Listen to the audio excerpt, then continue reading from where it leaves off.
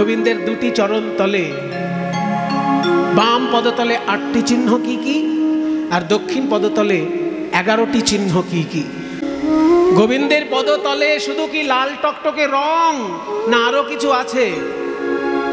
ও মায়েরা জেনে রাখো, মহাপুরুষদের যেমন হাতের তলায় রেখা থাকে, তেমনি পায়ের তলাতেও অলৌকিক রেখা থাকে।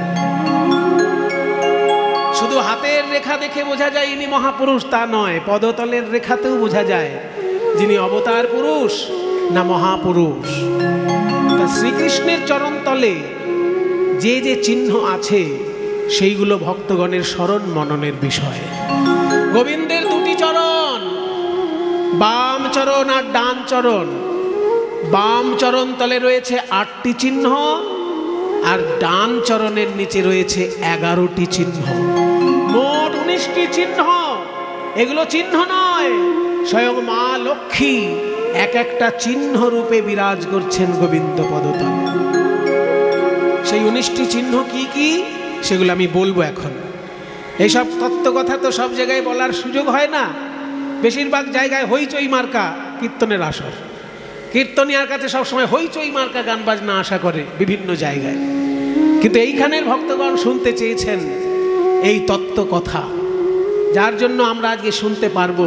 অনেকে সাধারণ বোকা লোক আছে, তারা ভাবে এইসব শুনে আমাদের কি লাভ। আরে কি লাভ জানো? একটা কথা শুনে রাখো, ভক্ত যদি চলে যায় চেনা যায় মরণে, আর কৃষ্ণ যদি চলে যায় চেনা যায় চরণে। ভগবান কোনোদিন তোমার বাড়িতে ভিখারি রূপে আসতে পারে, ভগবান কোনোদিন তোমার বাড়িতে পাগল রূপে আসতে পারে, অতিথি রূপে আসতে পারে। যে রূপেই আসুক তার পদতলের চিহ্ন সে পাল্টাবে না। ওই জন্য পদতলের চিহ্নতে ধরা পড়ে সে ভগবান কিনা। সেই জন্য 19টি চিহ্ন ভক্তগণ মুখস্থ রাখেন। যদি কোনোদিন কারো পদতলে এই 19টি চিহ্ন দেখা যায়, তাহলে জানতে হবে সে সাক্ষাৎ শ্রীকৃষ্ণ। কারণ শ্রীকৃষ্ণ ছাড়া আর কারোর চরণ তলে এই 19টি চিহ্ন নয়। তাই সবাই মিলে একটু হাত জোড় করুন। আমি আগে মন্ত্রটি বলে নিই, যে মন্ত্রের মধ্যে এই 19টি চিহ্নের উল্লেখ আছে সেটা আগে একটু বলেন। ওম কৃষ্ণায় বাসুদেবায় হরে পরমাত্মনে প্রণতক্লেশনাশায় গোবিন্দায় নমো নমঃ। ওম চন্দ্রার্ধং কলশং ত্রিকোণধনুষী খাঙ্গোস্পদং পৃষ্ঠিকাং শঙ্খং সব্যপদীথ দক্ষিণপদে কোণাষ্টকং স্বস্তিকং চক্রং ছত্রয়বাঙ্কুশং ধ্বজপবি जम्बूर्ध्वरेखाम्बुजं बिभ्राणं हरिमूनविंशति महालक्ष्म्यार्चिताङ्घ्रिं भजे। এই যে মন্ত্রটি বললাম, যখন শ্রীকৃষ্ণের ধ্যান করতে বসতে হয় তখন চরণ কমলের ধ্যান মন্ত্র এটি। গোবিন্দের বাম পদতলে 8টি চিহ্ন কি কি এখানে বলা হলো। চন্দ্রার্ধম কলশং ত্রিকোণ ধনুষী খং গোষ্পদং পৃষ্ঠিকাং শঙ্খং সব্যপদে। সব্যপদে মানে বাম পদে, বাম চরণতলে 8টি চিহ্ন কি কি? চন্দ্রার্ধম অর্ধচন্দ্র চিহ্ন। অর্ধচন্দ্র চিহ্ন বাম পদতলে কি করে এলো? অর্ধেক চাঁদ। অর্ধেক চাঁদ চিহ্নটা কবে?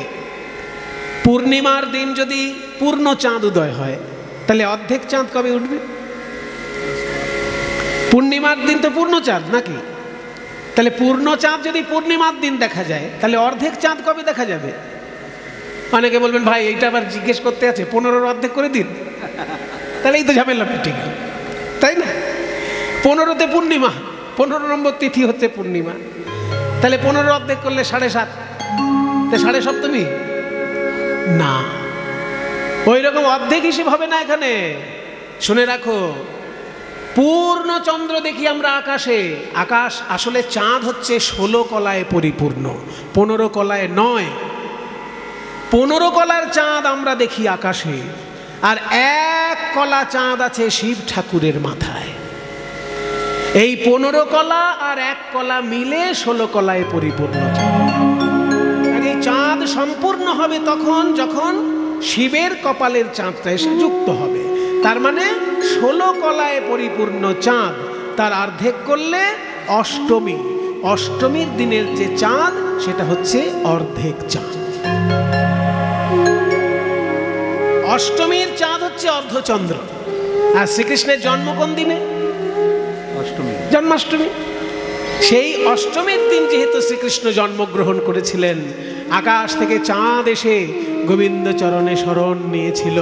আর ওই শরণ নিতে গিয়ে তার ওই যে অর্ধচন্দ্র রূপটি গোবিন্দ চরণে থেকে গেল, ওই অর্ধচন্দ্র রূপ আর সেখান থেকে মুছে গেল না। নজরুল ইসলামের সেই গানটি মনে পড়ছে, গোবিন্দ চরণে শরণ নিতে গেলে যে গানটি গাইতে হয়। হৃদে পদে চরণ রাখো বাঁকা ঘন শ্যাম, বাঁকা শিখি পাখা নয়ন বাঁকা বুকে মোঠা। হৃদে পদে চরণ রাখো বাঁকা ঘন শ্যাম, বাঁকা শিখি পাখা নয়ন বাঁকা বঙ্কি মোঠা। তুমি দাঁড়াও ত্রিভঙ্গে, তুমি দাঁড়াও ত্রিভঙ্গে, অধরে মুরলি ধরে দাঁড়াও ত্রিভঙ্গে। অধরে মুরলি ধরে দাঁড়াও ত্রিভঙ্গে। বাঁকা শিখি পাখা নয়ন বাঁকা বঙ্কি মোঠা। বাঁকা শিখি পাখা নয়ন বাঁকা বঙ্কি মোঠা। নজরুল ইসলাম লিখেছেন এত সুন্দর শ্রীকৃষ্ণের চরণের বন্দনার গান। সোনার গোধূলি সম শুনিল নিবিড় নভে, পিত ধরা কর কালো অঙ্গে। পিত ধরা পড়ু কালো অঙ্গে। নীল কপত সম রাঙা চরণ, নীল কপত সম রাঙা চরণ দুটি, বেঁচে যা কপরূপ ভঙ্গে। নীল কপত সম রাঙা চরণ দুটি, নেচে যা কপরূপ ভঙ্গে। নেচে যা কপরূপ ভঙ্গে। যেন নূপুর বাজে, যেন নূপুর বাজে, হরি সেই পায়ে যেন নূপুর বাজে। হরি সেই পায়ে যেন নূপুর বাজে। ওই চরণ জড়ায় পরাণ আমার, ওই চরণ জড়ায় পরাণ আমার। চরণ জড়ায় পরাণ আমার, মন্দির হয়ে বাজে যেন মন্দির হয়ে বাজে। হৃদে পদে চরণ রাখো বাঁকা ঘন শ্যাম, বাঁকা শিখি পাখা নয়ন বাঁকা বঙ্কি মোঠা। হৃদে পদ্মে চরণ রাখো বাঁকা ঘন শ্যাম, বাঁকা শিখি পাখা নয়ন বাঁকা বঙ্কি মোঠা। ওই যে আকাশ থেকে চাঁদ নেমে এলো অষ্টমীর দিন, অর্ধচন্দ্র। জন্মাষ্টমীতে শ্রীকৃষ্ণের জন্ম, সেই জন্মদিনে তার চরণতলে স্থান নিয়েছিল বলে অর্ধচন্দ্র চরণতলে রয়ে গেল। চন্দ্রার্ধ, তারপর 3 ত্রিকোণ। 3টে কোণ মানে 3 গুণের প্রতীক, সত্যগুণ, রজগুণ, তমগুণ। এই 3টে গুণ অনুসারে প্রত্যেকটি মানুষ তৈরি হয়। যে সত্যগুণের, যার ভিতরে সত্যগুণ বেশি তার ভিতরে ধার্মিক ভাবনা বেশি, যার ভিতরে রজগুণ বেশি তার ভিতরে ভোগ বাসনা বেশি, আর যার ভিতরে তমগুণ বেশি তার ভিতরে মাতলামি, অতিরিক্ত ঘুম, পচা পচা খাবার প্রিয়, এই ধরনের বৈশিষ্ট্যগুলো তার মধ্যে থাকে। তাই 3 রকমের গুণাবলীতে সারা পৃথিবীতে মানুষ তৈরি হয়েছে। ভগবানের চরণে কিন্তু সবার অধিকার। ভগবানের চরণে দেবতাও স্থান পাবে, মানুষও স্থান পাবে, দৈত্যও স্থান পাবে। সত্যগুণ, রজগুণ, তমগুণ 3 গুণের লোক চরণে স্থান নেবে, তাই 3 কোণা চিহ্ন বিরাজ করছে। অন্যদিকে তাত্ত্বিক ব্যাখ্যা করা হয়েছে যে ওই 3 কোণা চিহ্ন হচ্ছে ব্রহ্মযোনি। যখন কেউ ধ্যান করে দুটো ভুরুর মাঝখানে যে জ্যোতি দেখতে হয়, সেই জ্যোতিটা হচ্ছে 3 কোণা চিহ্ন। সেই চিহ্ন, ওই ব্রহ্মযোনি চিহ্ন গোবিন্দের চরণতলে বিরাজ করছে। চন্দ্রার্ধ কলস, চন্দ্রার্ধ কলস। তারপরে হচ্ছে কলসি। কলসি চিহ্নটা এলো থেকে, এই যে কুম্ভ মেলা হয় না, কুম্ভ মেলায় অমৃতের কুম্ভ থেকে অমৃত ছলকে পড়েছিল বলে এই কুম্ভ মেলা হয়। এই অমৃতের কুম্ভ ভারতবর্ষে 4টি মহাতীর্থে রাখা হয়েছিল। এই 4টি মহাতীর্থে সেই জন্য অমৃত স্নানের জন্য লোকে যায় কুম্ভ মেলায়। একটা হচ্ছে এলাহাবাদ মানে প্রয়াগ তীর্থ, আর একটা হচ্ছে হরিদ্বার, আর একটা হচ্ছে উজ্জয়িনী, আর একটা হচ্ছে নাসিক। এই 4টে তীর্থেতেই আপনারা কে গেছেন দেখি, একটু হাত তুলুন দেখি। 4টেতেই গেছেন এমন? একটাতে গেলে হবে না, দুটোতে গেলে হবে না, 4টেতেই গেছেন। মানে হরিদ্বারেও কুম্ভ মেলায় গেছেন। এখন কুম্ভ মেলায় হুজুকে পড়ে প্রচুর লোক গেছে প্রয়াগ তীর্থে। আমি হুজুকে ভক্তদের কথা কিন্তু বলছি না, তারা গেছেন, ভালো করেছেন, পুণ্য অর্জন করেছেন, কিন্তু হুজুক নয়। তীর্থ যাত্রাকে সফল করার জন্য 4টে তীর্থেতেই কুম্ভ মেলায় যেতে হবে। পরিপূর্ণ কুম্ভ স্নান করতে গেলে 4টি জায়গাতেই যেতে হবে, হরিদ্বার, প্রয়াগ তীর্থ, উজ্জয়িনী আর নাসিক। এই 4টে জায়গাতেই গেছেন এমন লোকের সংখ্যা কম আছে। আমি আশা করব আপনারা নিশ্চয়ই এই 4টি জায়গায় কুম্ভ মেলায় স্নান করে আসবেন। আপনাদের আশীর্বাদে আমি কিন্তু 4টি জায়গাতেই কুম্ভ মেলায় স্নান করেছি, এবং আমি একা নই, মাকে সঙ্গে করে নিয়ে স্নান করেছি। আপনি নিজে তীর্থ দর্শন করলে যত না পুণ্য হবে, আপনি কাউকে তীর্থ করালে আরো বেশি পুণ্য। আমার মা বলেছিল যে পুজো করতে গেলে 5টি তীর্থের নাম করা হয়, সেই 5টি তীর্থতে যেন আমি একবার স্নান করতে পারি। আর আমি পুজোর মন্ত্রতন্ত্র মায়ের কাছে বেশি শিখেছি। মা বাবার কাছ থেকে সংস্কার পায় ছেলে মেয়েরা। এই যে মায়েরা কথা বলেন না কীর্তনের আসলে, আপনার ছেলে মেয়েও আপনার কাছ থেকে শিখবে। এখন মোবাইল শিখবে, বাবার বলছে মোবাইল শিখবে। সংস্কার সংস্কার শেখাতে হয় ছেলে মেয়েদের। নিজে যদি না আচরণ করেন ছেলে মেয়ে কি শিখবে? সংস্কার পায় বাবা মার কাছ থেকে ছেলে মেয়েরা। আমার মা আমাকে পুজোর মন্ত্র শিখিয়েছে, বইতে মন্ত্র শিখেছি আমি পরে, আগে মায়ের কাছ থেকে শিখেছি। যখন ওই জল শুদ্ধি করতে হয় কোষাকুষিতে, গঙ্গে চ যমুনে চৈব গোদাবরী সরস্বতী নর্মদে সিন্ধু কাবেরী জলেস্মিন সন্নিধিং কুরু, এসব মায়ের শেখানো মন্ত্র। কুরুক্ষেত্র গয়া গঙ্গা প্রভাস পুষ্করানি চ পুণ্যান্নেতানি তীর্থানি পূজা কালে ভবন্তি হ। পুজো করতে গেলে দেখবেন কোষাকুষিতে সাধারণ যজমান করে কি, কিপটে, হাড় কিপটে এক একটা যজমান। ঠাকুর মশাইকে দক্ষিণা দিতে গেলে যেন তার একেবারে জীবন পেরিয়ে যাচ্ছে।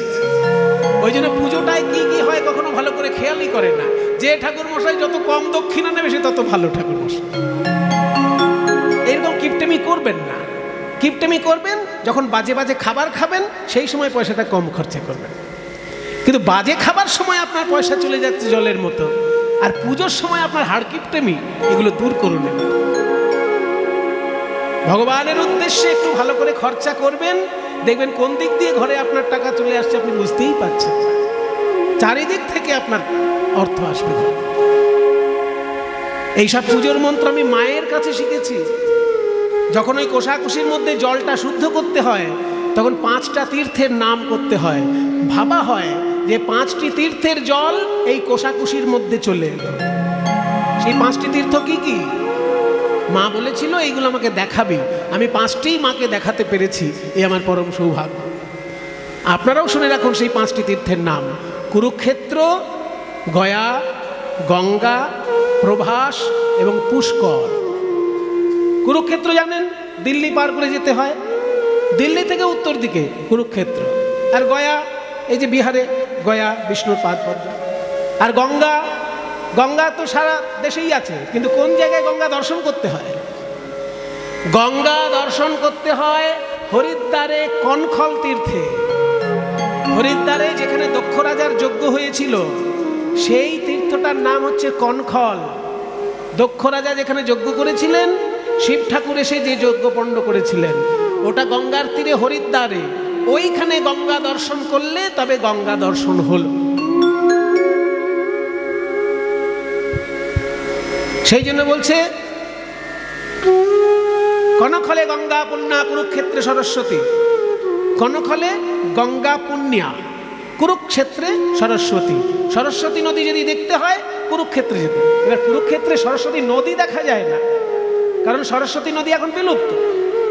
আগে ছিল কুরুক্ষেত্রের উপর দিয়ে সরস্বতী নদী বইতো, কিন্তু এখন দেখা যাবে না। এখন একটা বিরাট বড় সরোবর আছে কুরুক্ষেত্রে। যখন আপনারা কুরুক্ষেত্রে যাবেন দেখবেন বিশাল সরোবর, মানে 1.5 কিলোমিটার চওড়া, 2 কিলোমিটার লম্বা, এত বড় সরোবর। এত বিশাল সরোবর একটা 1.5-2 কিলোমিটারের, মানে রেক্টাঙ্গুলার, 2 কিলোমিটার আর 1.5 কিলোমিটার, এত বড় একটা সরোবর। সেইখানে ব্রহ্মা যজ্ঞ করেছিলেন, ওই জন্য ওই সরোবরটার নাম ব্রহ্মকুণ্ড। ওইখানেই স্নান করতে হয়, কুরুক্ষেত্রে সূর্যগ্রহণের সময় স্নান করতে হয়। এসবগুলো বলে রাখছি কেন, আপনাদের মধ্যে যদি কোনো ভালো ছেলে থাকে মাকে নিয়ে গিয়ে স্নান করাবেন, মায়ের পুণ্যর সঙ্গে সঙ্গে আপনাদেরও পুণ্য হয়ে যাবে। যখন সূর্যগ্রহণ পড়বে সেই সময় কুরুক্ষেত্রের ওই ব্রহ্মকুণ্ডে গিয়ে স্নান করতে হয়, তবে কুরুক্ষেত্র দর্শন হলো। তাহলে এমনি গিয়ে প্রণাম করে চলে এলেন অর্ধেক।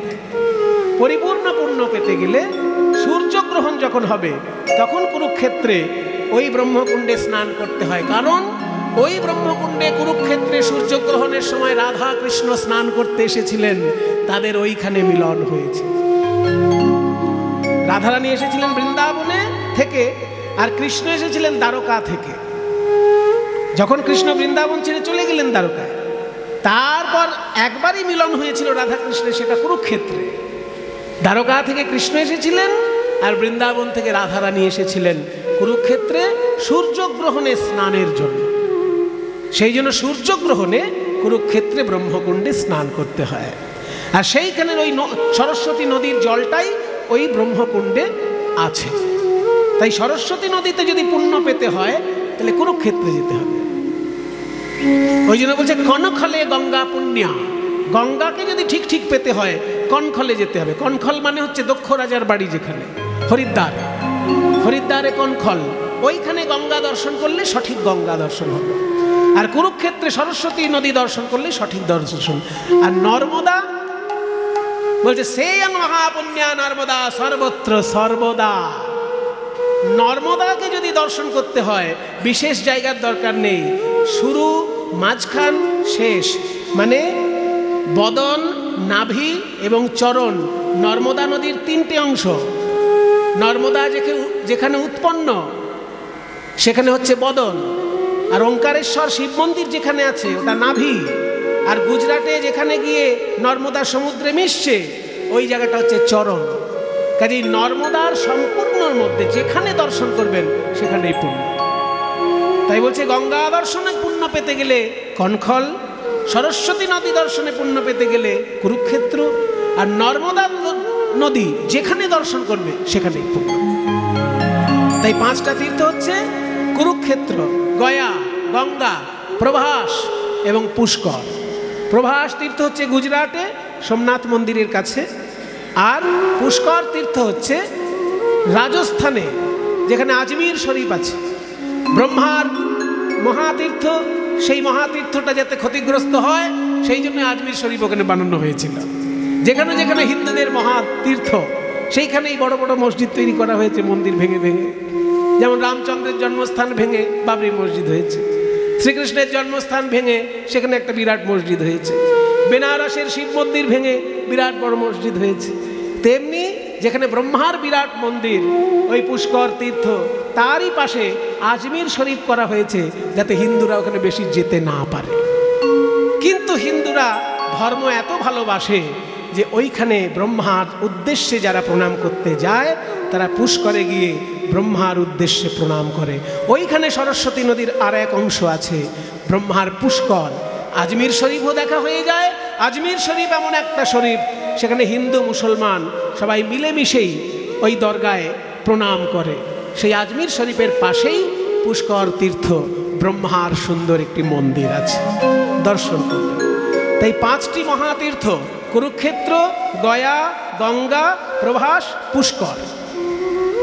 কোষাকষির মধ্যে যখন মন্ত্র বলে জলটা স্পর্শ করা হয় তখন এই মন্ত্রটা বলতে হয়, কুরুক্ষেত্র গয়া গঙ্গা প্রভাস পুষ্করাণি চ পুণ্যান্নেতানি তীর্থানি পূজাকালে ভবন্তুহ। তাই মা বলেছিল যে এই 5টি তীর্থ যেন আমি দেখতে পারি। আপনাদের আশীর্বাদে এই 5টি তীর্থই আমি মাকে দেখাতে পেরেছি। এই জন্যই বললাম, কেন যে 4টি হচ্ছে তীর্থ যেখানে অমৃত কুম্ভ রাখা হয়েছিল, সেই 4টি অমৃত কুম্ভের চিহ্নই গোবিন্দ পদতলে আছে। এইটা বলার জন্য এগুলো ঘুরে এলাম, যে অমৃত কুম্ভের সন্ধানে মানুষ ছুটে যায় কুম্ভ মেলায়, সেই 4টি অমৃত কুম্ভ গোবিন্দের চরণতলে বিরাজ করছে। তাহলে চন্দ্রার্ধং, কলসং, ত্রিকোণ, তারপর ধনুষী। ধনুষী মানে ধনুক। কৃষ্ণের বাম পদতলে একটা ধনুক চিহ্ন আছে। এই ধনুকটা এলো কোত্থেকে?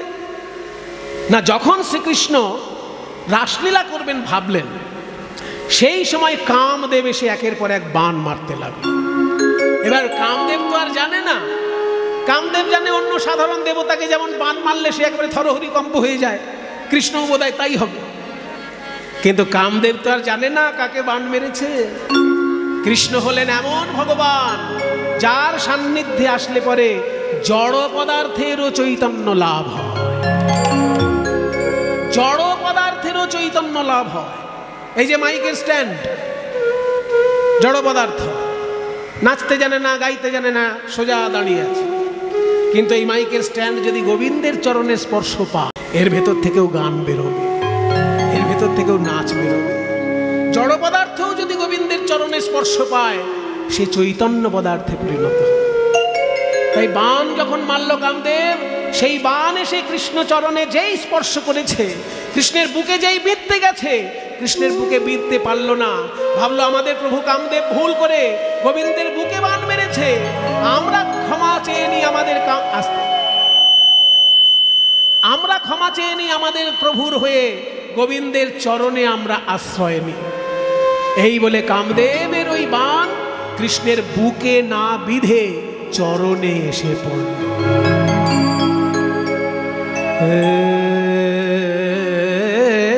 গোবিন্দ রাখো চরণে,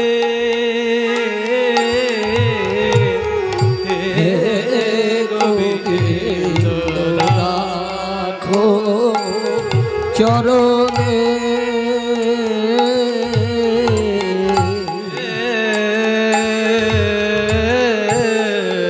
গোবিন্দ হে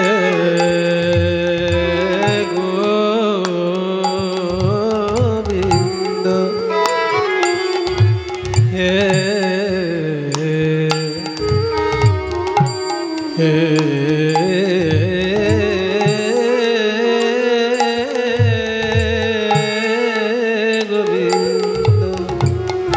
হে গোবিন্দ রাখো চরণে, হে গোবিন্দ রাখো চরণে, পুরাতর চরণে শরণাগত, ওরা তব চরণে শরণাগত, তব চরণে শরণাগত, আশ্রয় দাও আশ্রিত জনে, রাখো চরণে, হে গোবিন্দ রাখো চরণে, হে গোবিন্দ রাখো চরণে, গঙ্গা বহে যে শ্রীচরণ হবে, কেন দুঃখ পায় সে চরণ চেয়ে, গঙ্গা বহে যে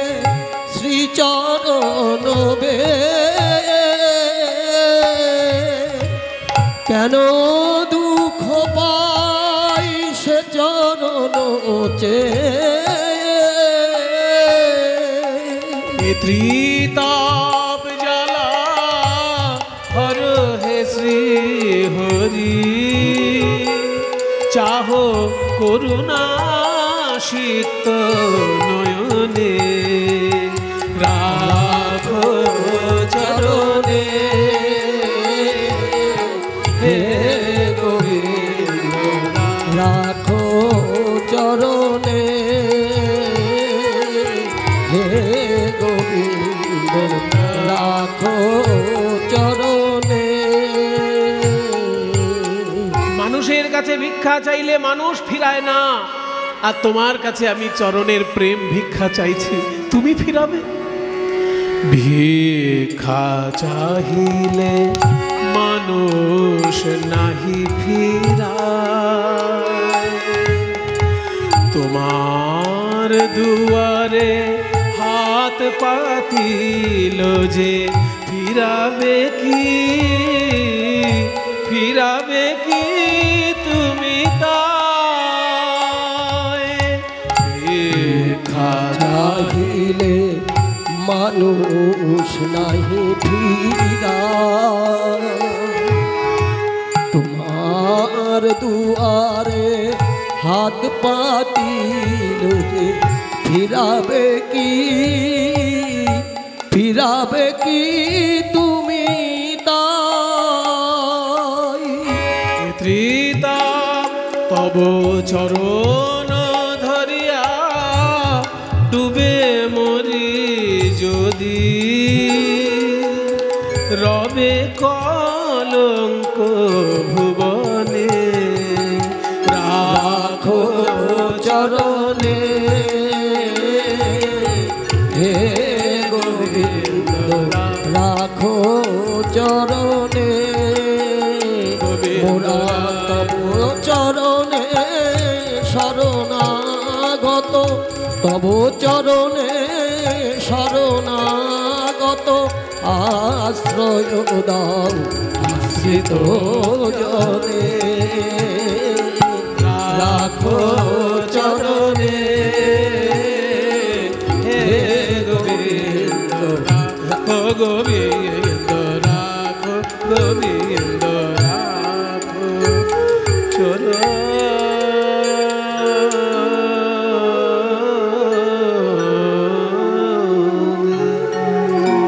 তাহলে চন্দ্রার্ধ কলসং ত্রিকোণ ধনুষী, কামদেবের বাণ যখন কৃষ্ণ চরণে এসে পড়ল, কামদেব দেখলো আজ অব্দি আমার বাণ কোনো দেবতার চরণে গিয়ে পড়েনি, সবাই গিয়ে বুকে আঘাত করেছে, আঘাত করে আবার ফিরে এসেছে, কিন্তু কৃষ্ণের চরণে পড়ল, তাহলে আমার বাণ তো আর কাউকে মারতে পারবো না।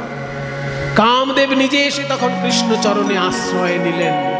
কৃষ্ণ বললেন তোমার ওই ধনুকটা রাখো, তার উপর আমি নৃত্য করব।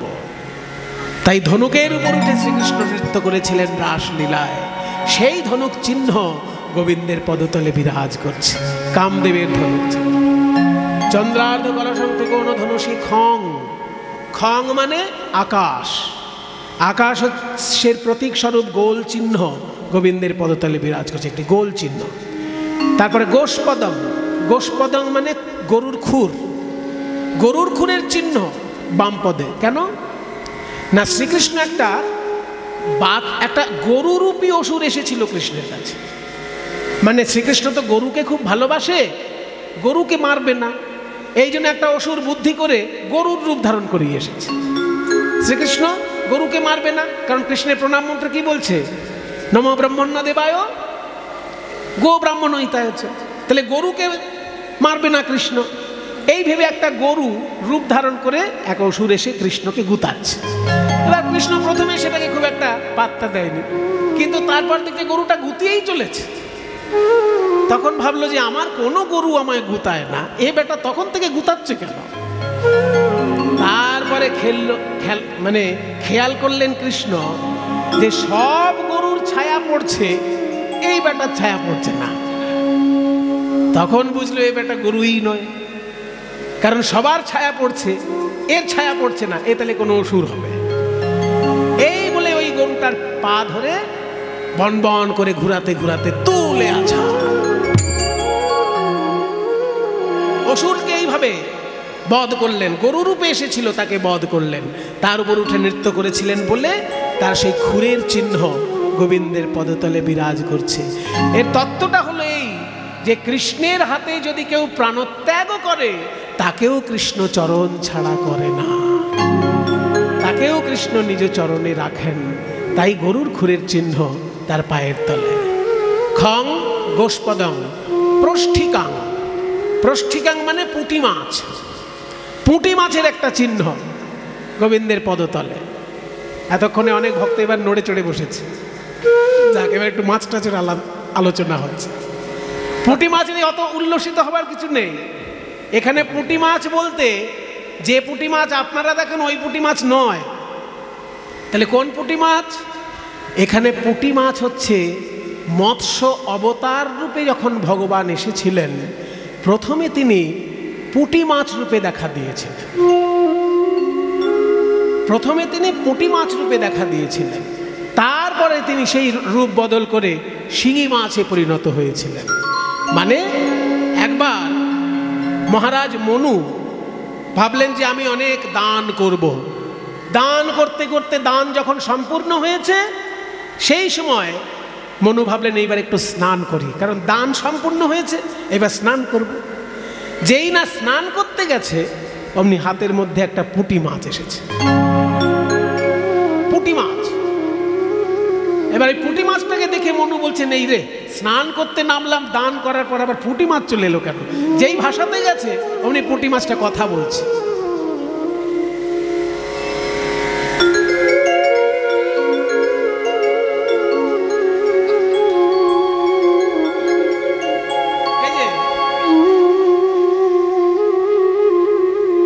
কথা বলছে, কি ব্যাপার, তুমি কি বলছো? বলে মহারাজ আপনি এতজনকে এত কিছু দিলেন, আমাকেও কিছু দিন। হ্যাঁ, তুই আবার কি চাইছিস? বলে আমাকে একটু অভয় দিন, কারণ এত বড় জলাশয়ে বড় বড় মাছ হাঁ করে আমাকে খেতে আসে। জানেন তো বড় মাছগুলো ছোট মাছকে খেয়ে নেয়, একে কি বলে? যখন বড় মাছ ছোট মাছকে খেয়ে নেয় তাকে কি বলে? এগুলো তো ছোটবেলায় পড়েছেন সবাই। হ্যাঁ, মৎস্য ন্যায় বলে একে। মানে বড় বড় মানুষ যখন ছোট ছোট মানুষের অস্তিত্ব বিলুপ করার চেষ্টা করে, সেই সমাজে যে একটা অবিশৃঙ্খল দেখা দেয় তাকে বলে মৎস্য ন্যায়। যেমন বড় বড় মাছ ছোট ছোট মাছকে গিলে খায়। তাহলে এই যে বড় মাছ ছোট মাছকে গিলে খায়, পুঁটি মাছ বলছে সব বড় মাছ আমায় তাড়া করছে, আমার এই জলে ঠিক শান্তি পাচ্ছি না, একটু অভয় দিন। তখন বলছে ওই অভয় চাইছিস? এই কে আছিস? হ্যাঁ আছি। আমার ঘরে যে অ্যাকোরিয়াম আছে ওইখানে এখানে। ঠিক আছে তাই করছি। কোথায় রাখলো? অ্যাকোরিয়াম। হ্যাঁ, ওইখানে রেখে দে। এবার ওই ছোট্ট জলপাত্রের মধ্যে যেই রেখেছে দেখছে পুঁটি মাছটা আস্তে আস্তে বড় হচ্ছে। এবার যেই বড় হচ্ছে অ্যাকোরিয়ামের মধ্যে আর জায়গা হচ্ছে না। বলে মহারাজ এখানে আমার জায়গা হচ্ছে না, একটু বড় জায়গা। এই কে আছিস? হ্যাঁ, অ্যাকোরিয়ামে বড় হয়ে গেছে মাছ, এবার ওইটাকে সুইমিং পুলে নিয়ে যা।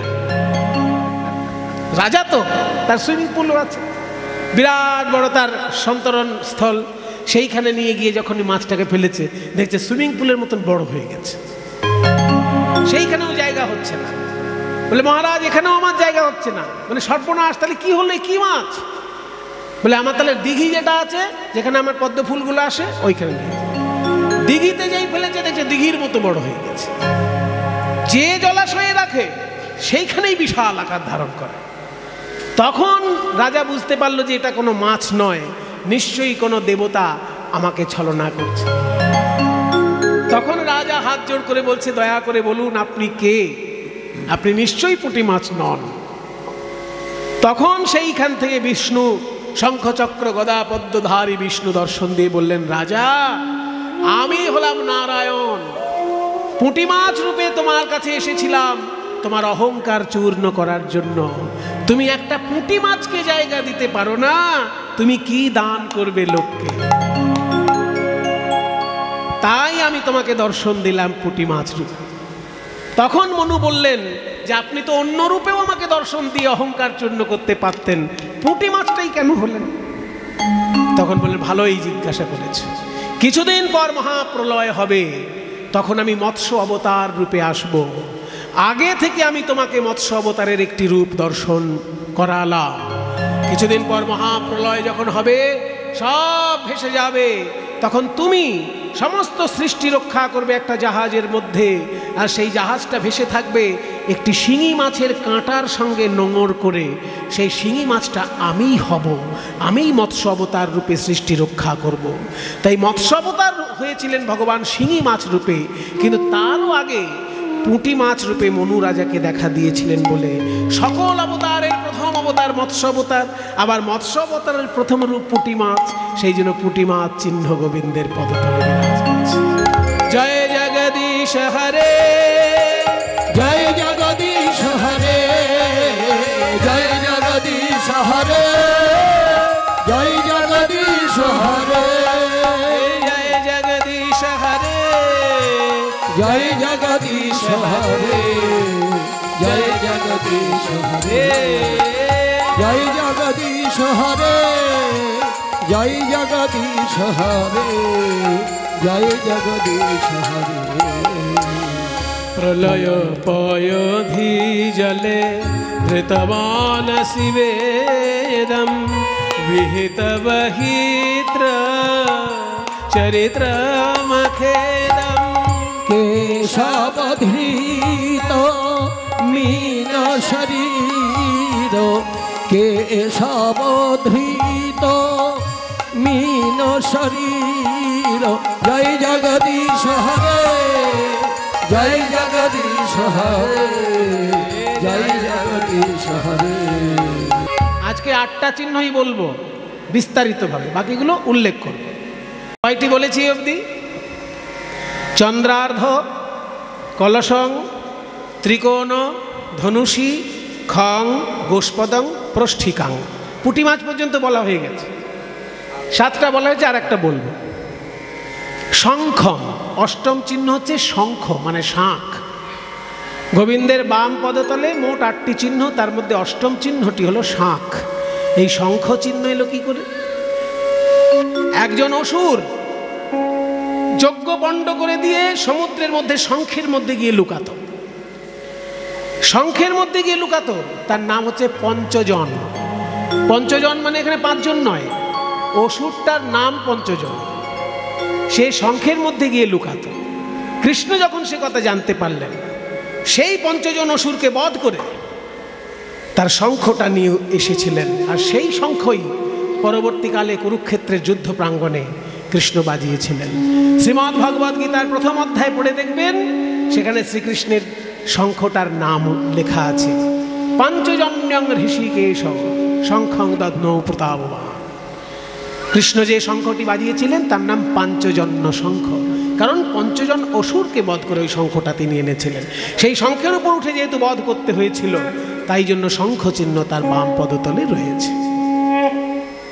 কোনো কোনো গ্রামের নাম অনেক লোকে জানে না, কিন্তু সেই গ্রামে কোনো অভাবনীয় ঘটনা ঘটলে পরের দিনই খবরের কাগজের পাতায় সেই গ্রামের নাম চলে আসে।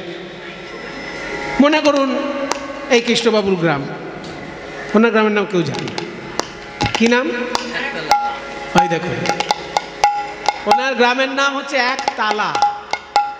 সঙ্গীত জগতের লোক জানে একতালা একটা তাল আছে, কিন্তু সেই নামে আবার একটা গ্রাম আছে, এ জানা সম্ভব না।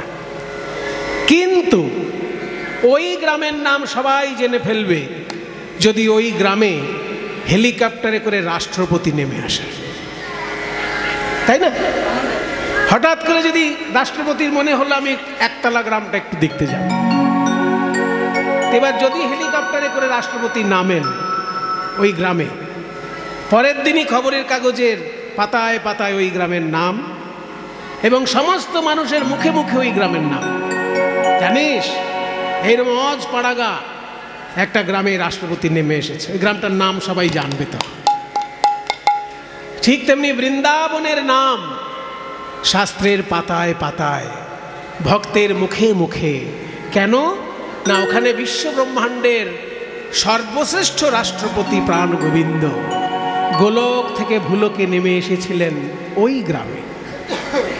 যেহেতু এই বৃন্দাবনে নেমে এসে তিনি লীলা করেছেন, তাই বৃন্দাবনের নাম শাস্ত্রের পাতায় পাতায়। শ্রীকৃষ্ণকে দেখতে কত সুন্দর, সেটাই আজকে আমাদের বর্ণনীয় বিষয়। ভগবানকে দেখতে কত সুন্দর, সেটা কি ভাষায় বর্ণনা করা যায়? বলা হচ্ছে অবাং মানস গোচরম, মানে বাক্যেরও গোচর নয়, মনেরও গোচর নয়, তাই অবাং মানস গোচর। ভগবানকে দেখতে কেমন? তিনি কি রূপবান না রূপহীন? পৃথিবীতে 3-4খানা বড় বড় ধর্ম, অনেক ধর্ম আছে পৃথিবীতে, কিন্তু মূলত 4টে ধর্ম বড় ধর্ম, তাই না? মানে ওই ধর্মের সংখ্যায় লোক বেশি, সেই জন্য বড় বলছি, নাহলে সব ধর্মেরই লক্ষ্য এক, সব ধর্মেরই লক্ষ্য এক, জ্ঞান সাধন এবং ঈশ্বরের উপাসনা। যে কোনো ধর্মের এই দুটো সাধারণ বৈশিষ্ট্য, তাহলে সব ধর্মই ভালো। কিন্তু বড় ধর্ম বলছি সেগুলোকে যেগুলো লোক সংখ্যা বেশি। পৃথিবীতে সব থেকে বেশি লোক সংখ্যা কোন ধর্মের? খ্রিস্টান ধর্মের। কারণ খ্রিস্টানরা যখনই কোনো দেশ দখল করেছে, অমনি সেইখানে খ্রিস্টান ধর্ম প্রচার করে দিয়েছে। এখনো দেখবেন আমাদের দেশে পাড়ায় পাড়ায় খ্রিস্টানরা নতুন নতুন করে খ্রিস্টান বানানোর জন্য একদম কি বলবো আদা জল খেয়ে লেগেছে, তাই না? দলে দলে লোককে খ্রিস্টান বানাচ্ছে, তলে তলে, কখনো শিক্ষার লোভ দেখিয়ে, কখনো অর্থের লোভ দেখিয়ে। ভারতবর্ষে খ্রিস্টান হয়েছে দলে দলে মানুষ, প্রধানত শিক্ষার লোভে এবং অর্থের লোভে। তাহলে এই যে খ্রিস্টানরা যেখানে যেখানে দেশ দখল করেছেন, সেইখানেই ধর্ম প্রচার করেছেন।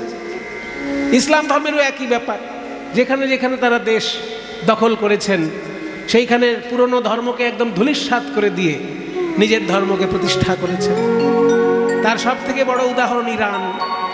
ইরানের একটা নিজস্ব ধর্ম ছিল, কিন্তু সে ধর্ম প্রায় লুপ্ত হয়ে যাবার পথে।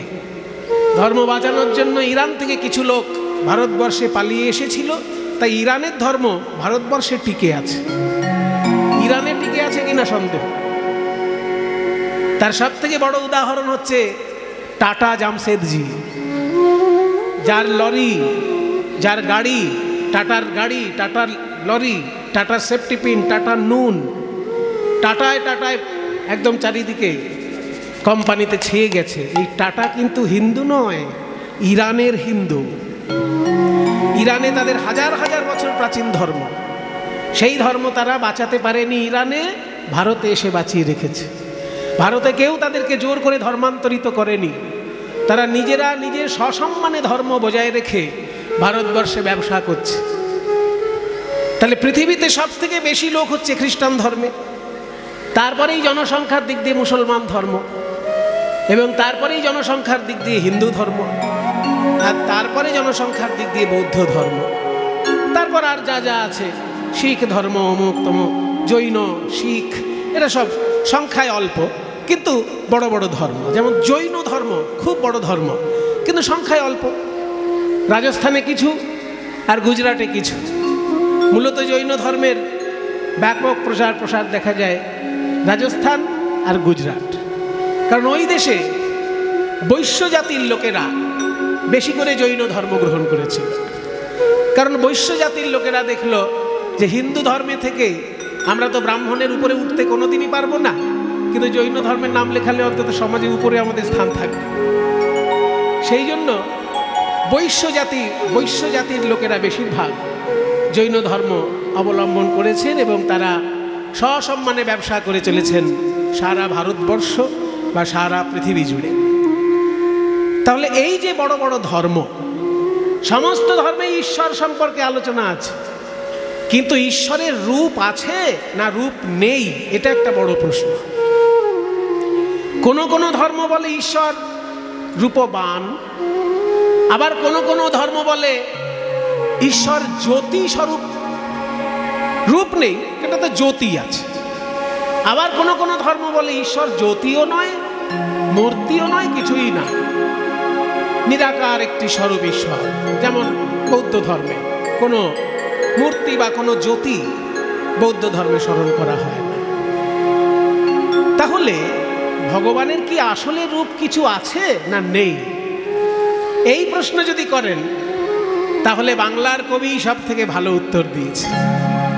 বাংলার কবি সব থেকে ভালো উত্তর দিয়েছেন যে তিনি একই সঙ্গে রূপবান আবার রূপহীন।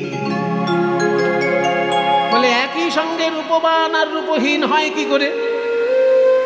এটা তো একটা ছেলে ভুলোনো কথা। একই সঙ্গে রূপবান আর রূপহীন হয় কি করে হবে? রূপ যে কোনো একটা কথা বলুন, হয় রূপবান না রূপহীন।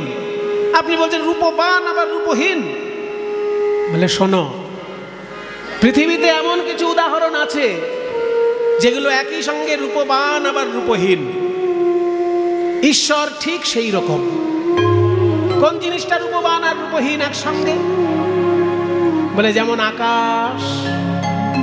আকাশের দিকে তাকিয়ে তোমরা কি দেখো? আকাশের কি রং? নীল রং। কিন্তু কোন রকেট, কোন এরোপ্লেন যদি আকাশে যায় সেটা কি নীল হয়ে ফেরত আসে? তাহলে তুমি এখান থেকে আকাশকে দেখছো নীল, কিন্তু ওই নীলটা যে কোথায় আছে ধরতে গেলে কোনোদিন তাকে ধরতে পারবে না। ঠিক একই কাণ্ড সমুদ্রের ক্ষেত্রে। সমুদ্রের জলের দিকে যখন তাকাবে দেখবে কখনো নীল লাগছে, কখনো সবুজ লাগছে, কিন্তু যখন ওই জলের রংটা ধরতে যাবে কোথাও রং পাবে না। তাহলে সমুদ্র যেমন দেখতে নীল, কিন্তু কেউ যদি সমুদ্রে স্নান করে সে নীল হয়ে ফিরতে আসে না। ঠিক তেমনি আকাশ দেখতে নীল, কিন্তু আকাশে গেলে কেউ নীল হয়ে আসে না। কারণ আকাশ সমুদ্র এরা দুজনেই ভগবানের প্রতীক। এদের রূপ আছে আবার রূপ নাই।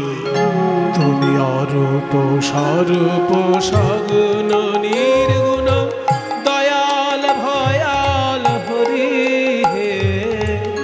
আমি কি বা বুঝি, আমি কি বা জানি, আমি কেন ভেবে মরি। তুমি অরূপ স্বরূপ সগুণ নির্গুণ দয়াল ভয়াল হরি হে। আমি কি বা বুঝি, আমি কি বা জানি, আমি কেন ভেবে মরি। অরূপ স্বরূপ, অরূপ আবার স্বরূপ। রূপ আছে আবার নেই। যেমন আকাশ, যেমন সমুদ্র। সগুণ নির্গুণ। তোমার ভেতরে গুণ প্রকাশ পায়। শ্রীকৃষ্ণের 64টা গুণ আছে। সারা প্রত্যেক মানুষের ভিতরে একটা গুণ থাকতে পারে, একাধিক গুণ থাকতে পারে। এক একটা মানুষ বহু গুণে গুণান্বিত হয়। কি বাবা, আছে না? একই লোক অনেক গুণে গুণান্বিত। তা একটা মানুষের সব থেকে বেশি কতগুলো গুণ থাকতে পারে? শাস্ত্র বলছে যে যত বেশি গুণান্বিত হোক, 50টার বেশি একটা মানুষের মধ্যে গুণ কখনো হবে না। একটা মানুষের সর্বাধিক গুণাবলী থাকতে পারে 50টি। আর দেবতাদের ভিতরে আরো 5টি গুণ বেশি। দেবতাগণ 55 গুণে গুণান্বিত। আর দেবতাদের মধ্যে শ্রেষ্ঠ দেবতা বিষ্ণু, তিনি 60 গুণে গুণান্বিত। আর শ্রীকৃষ্ণের ভিতরে ওই বিষ্ণুর 60টি গুণ তো আছেই, তার সঙ্গে আরো 4টি গুণ তার নিজস্ব। বংশী মাধুর্য, লীলা মাধুর্য, রূপমাধুর্য আর গুণমাধুর্য। এই 4টে মাধুর্য তার নিজস্ব। তাই 64 গুণে গুণান্বিত কৃষ্ণ, তাকে বলা হচ্ছে সগুণ। আবার যদি কেউ খুঁজতে যায় নির্গুণ, দেখা যাবে সত্য রজ তম এই 3 গুণের ঊর্ধ্বে শ্রীকৃষ্ণ ভগবান। ত্রিগুণাতীত, সেই অর্থে নির্গুণ। অরূপ স্বরূপ সগুণ নির্গুণ দয়াল ভয়াল হরি হে। আমি কি বা বুঝি, আমি কি বা জানি, আমি কেন ভেবে মরি। তুমি অরূপ স্বরূপ সগুণ নির্গুণ দয়াল ভয়াল হরি হে। আমি কি বা বুঝি, বুঝি আমি কি বা জানি, আমি কেন ভেবে মরি। কেমনে এসেছি কি রূপে বাজাব, তা ভাবিয়া কেন জীবন কাটাবো। তুমি আনিয়াছ তোমারেই পাব, তাই শুধু মনে করি। তুমি অরূপ স্বরূপ সগুণ নির্গুণ, দয়াল ভয়াল হরি হে। আমি কি বা বুঝি আমি কি বা জানি, আমি কেন ভেবে মরি। এইবার একটা মজার কথা, ভগবানের রূপ আছে না রূপ নেই, এটার যেমন উত্তর হয়ে গেল যে দুটোই ঠিক, তার রূপ আছে আবার রূপ নেই। তুমি যদি ভক্তি দিয়ে তাকে বিশ্লেষণ করো তাহলে রূপ খুঁজে পাবে, আর যদি যুক্তি দিয়ে তাকে কাটাছেঁড়া করতে চাও তাহলে রূপ খুঁজে পাবে না। যুক্তি দিয়ে যদি ভগবানকে খোঁজো রূপ পাবে না, আর ভক্তি দিয়ে যদি রূপ খোঁজো তোমার কাছে অনেক রূপে ধরা দেবে। 10 অবতারের 10টা রূপ, আবার 10 মহাবিদ্যার 10টি মাতৃরূপ, সবই তো ভগবান। 10 অবতারের 10টি রূপ জগৎ পিতার পিতৃরূপ, আবার 10 মহাবিদ্যার মধ্যে জগৎ মাতার মাতৃরূপ। এই মাতৃরূপে পিতৃরূপে বহু রূপে তিনি বিশ্ব ব্রহ্মাণ্ডে বিরাজ করছেন। কাজেই তুমি যদি ভক্ত হও তোমার সামনে নানা রূপে তিনি ধরা দেবেন, আর তুমি যদি অভক্ত যুক্তিবাদী হও তোমার কাছে তিনি রূপহীন রূপে ধরা দেবেন। তাই দুটোই ভগবানের রূপ। এবার রূপই যখন আমরা ভগবানের আস্বাদন করব তাহলে নানা রূপই আস্বাদন করা ভালো। আকাশের রং যখন দেখব শুধু কি নীল রং দেখব? আকাশে কি শুধু নীল রং থাকে? যখন সূর্য ওঠে তখন আকাশের রং পাল্টায় কি না? যখন সূর্য ডোবে তখন আকাশের রং পাল্টায় কি না? যখন আকাশে রামধনু ওঠে তখন আকাশের রং পাল্টায় কি না? তাহলে আকাশের কি একটা রূপ? আকাশের রামধনুতে দেখা যায় 7 রকমের রূপ। ঠিক তেমনি আমাদের মুনি ঋষিগণ আমাদের ভগবানকে নানা রূপে সাজিয়েছেন, এবং সব রূপই সত্য। যুক্তিবাদীর কাছে মিথ্যা হতেই পারে। যেমন একটু আগে বললাম রামধনুর 7টা রং আকাশে দেখতে পাবেন, কিন্তু এরোপ্লেন নিয়ে রামধনুর কাছে যখন যাবেন একটাও রং পাবেন না। ঠিক তেমনি ভাবে যুক্তিবাদী নাস্তিক যদি তুমি হও ভাই, তোমার কাছেও ভগবান ধরা দেবেন, রূপহীন ভাবে ধরা দেবেন। আর তুমি যদি ভক্তি আশ্রয় করে তার কাছে আসো নানা রূপে তোমায় ধরা দেবে। আচ্ছা, এই কোনটায় মায়েরা কথা বলছেন কেন মাঝে মাঝে? অনেকক্ষণ ধরে খেয়াল করছি কিন্তু কিছু বলছি না। আর যাদের নিজেদের বোধ বুদ্ধি নেই তাদেরকে বেশি বলে খালি খালি অসম্মান করাটাও আমার ভালো লাগে না। ও মায়েরা, দেখি মাইকটা একটু ঘুরিয়ে নি। তোমাদের নিজেদের যদি বোধ বুদ্ধি না থাকে তা আমি অসম্মান করলে তোমাদের ভালো লাগবে? বল। আমি কিন্তু অনেক গালাগালি জানি, কিন্তু একটাও দেব না, কারণ এটা বেদব্যাসের আসনে দাঁড়িয়ে আমি কথা বলছি। যে পাড়ায় আমার জন্ম, বাবা জন্ম থেকে গালাগাল শুনে বড় হয়েছে। কারণ যেখানে আমার জন্ম তার পূর্ব দিকে মাতাল থাকে, পশ্চিম দিকে মাতাল থাকে, দক্ষিণ দিকেও মাতাল, উত্তর দিকেও মাতাল, 4 দিকে 4 মাতালের মাঝখানে আমার বাড়িটা। মদ খেয়ে এসে বউকে যে গালাগালি দিত সে সব আমার মুখস্থ আছে।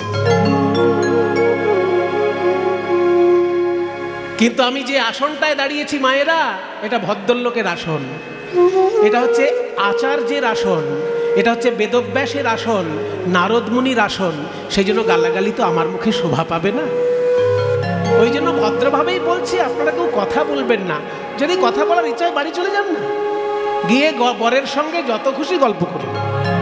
আপনার ঘরে গিয়ে আপনি বরের সঙ্গে গল্প করবেন, কে আপনাকে বাধা দেবে? কিন্তু এখানে বকবক করলে যারা দূর থেকে কীর্তন শুনতে এসেছে তাদের অসুবিধা হবে। আমার কিছু নয়, আমার কিন্তু টাইম শেষ হলেই কীর্তন বন্ধ হয়ে যায়। কিন্তু যারা দূর থেকে কষ্ট করে এখানে এসেছেন কীর্তন শুনতে, তাদের কষ্ট হবে যে এত আশা নিয়ে এলাম, ওই গ্রামের মায়েরা বক বক করেই সময়টা নষ্ট করে দিল। এই অভদ্রতা করবেন না। ঘুম পেলে ঘুমিয়ে পড়ুন, আর বক বক করার ইচ্ছা হলে বাড়ি যান। প্রয়োজনে ঘুমিয়ে পড়ুন কিংবা বাড়ি যান। এখানে বক বক করার জন্য কিন্তু আপনাদেরকে কেউ নিমন্ত্রণ জানায়নি। জয় নিতাই। কি রূপে এসেছি কেমনে বাজাবো, তা ভাবিয়ে কেন জীবন কাটাবো। কি রূপে এসেছি কেমনে বাজাবো, তা ভাবিয়া কেন জীবন কাটাবো। তুমি আনিয়াছো তোমারেই পাবো, তাই শুধু মনে করি। স্বরূপ সগুণ নির্গুণ দয়াল ভয়াল হরি হে। আমি কি বা বুঝি, আমি কি বা জানি, আমি কেন ভেবে মরি। রাখি জটিল ন্যায়ের বারতা, বিচারে বিচারে বাড়ে অসারতা। আমি জানি তুমি আমারই দেবতা, তাই শুধু তাই বলে ডাকি প্রাণ যাহা চায়, ডাকিতে ডাকিতে জীবন জুড়ায়। তাই বলে ডাকি প্রাণ যাহা চাই, ডাকিতে ডাকিতে জীবন জুড়াই। এইটা আর একটা মজার ব্যাপার সনাতন ধর্মে। ভগবান এক, কিন্তু তার নানা রূপ, তার নানা নাম। অন্যান্য ধর্মের লোকেরা ভাবে যে ভগবান যদি একটাই হবে, তার নামও একটা হওয়া উচিত। কিন্তু আমাদের মুনি ঋষিগণ বুদ্ধিমান, আমাদের মুনি ঋষিগণ রসজ্ঞ, সেই জন্য ভগবানের নানা রূপে নানা নামে পূজা করেছেন। একটা নাম কেন হবে, একটা রূপ কেন হবে, ভগবানের একটা রূপ কেন হবে বলুন তো? আপনি একটা রূপে থাকেন, আপনি যখন বাথরুমে যাচ্ছেন তখন আপনার রূপ, আর আপনি যখন অফিসে যাচ্ছেন তখন আপনার রূপ, দুটো রূপ এক। যখন বাথরুমে যাচ্ছেন তখন কি আছে? একটা গামছা পরা আছে, একটা গামছা কাঁধে আছে, মাথা উস্কো খুস্কো, হয় তেল মাখা আছে কিংবা তেল নেই। কিন্তু যখন অফিসে যাচ্ছেন, কোট পরেছেন, প্যান্ট পরেছেন, বুট পরেছেন, টাই পরেছেন, সুন্দর করে চুল আঁচড়ানো, কাজে দুটোই তো আপনারই রূপ। আপনি যখন বেডরুমে, আপনি যখন বাথরুমে, আপনি যখন ঠাকুর ঘরে, আপনি যখন অফিসে, চারটে জায়গার আপনার চারটে রূপ, একটা রূপ কখনো সম্ভব? ঠিক তেমনি ভগবান যখন সৃষ্টিকর্তা তিনি ব্রহ্মা, যখন পালনকর্তা তখন বিষ্ণু, যখন ধ্বংসকর্তা শিব। একই ভগবানের নানা কাজের জন্য নানান রূপ। সেই জন্য আমি কখনো মা কালী বলেও আনন্দ পাবো, আমি কখনো শ্যাম সুন্দর বলেও আনন্দ পাবো, আমি কখনো জয় শ্রীরাম বলে আনন্দ পাবো, আবার আমি কখনো হর হর মহাদেব বলেও আনন্দ পাবো। একই ভগবানের নানা রূপ নানা নাম, সব নামেই আমার আনন্দ, সব রূপেই আনন্দ। তাই বলে ডাকি প্রাণ যাহা চায়, ডাকিতে ডাকিতে জীবন জুড়ায়। তাই বলে ডাকি প্রাণ যাহা চাই, ডাকিতে ডাকিতে জীবন জুড়াই। যখন যে রূপে প্রাণ ভরে রয়, তাই দেখি প্রাণ ভরি। অরূপ স্বরূপ সগুণ নির্গুণ দয়াল ভয়াল হরি হে। আমি কি বা বুঝি, আমি কি বা জানি, আমি কেন ভেবে মরি। মধুময় শ্রীধাম বৃন্দাবনে বেলিয় সকালে রাধারানী আমার যমুনায় জল আনতে গিয়ে ওই ভুবন মোহন গোবিন্দ রূপে নয়ন দিয়ে যখন ঘরে এলেন, তার সোনার কলসি যমুনার জলে ভাসাইয়ে এলেন। শূন্য কলসি নিয়ে গেছিলেন জল আনতে, কিন্তু রূপে নয়ন দিয়ে সোনার কলসি জলে ভেসে গেল। সোনার কলসি আর ঘরে এলো না, কিবা যমুনা যাইয়া শ্যামের দেখিয়া ঘরে আইল বিনোদিনী। আরে কিবা যমুনা যাইয়া শ্যামের দেখিয়া ঘরে আইল বিনোদিনী। বিরলে বসিয়া কাঁদিয়া কাঁদিয়া রাইধনী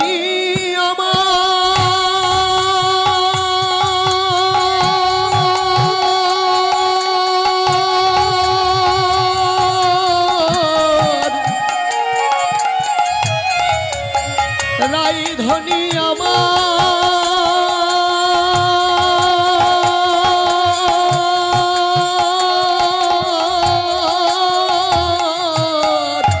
বিরলে বসিয়া কাঁদিয়া কাঁদিয়া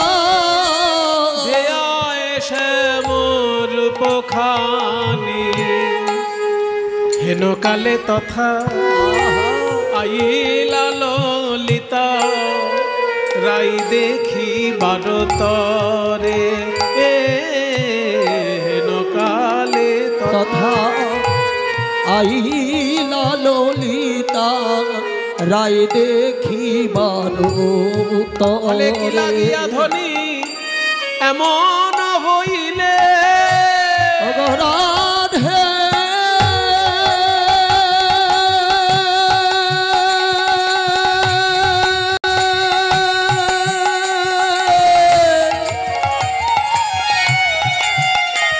বল বল তোর কিবা হলো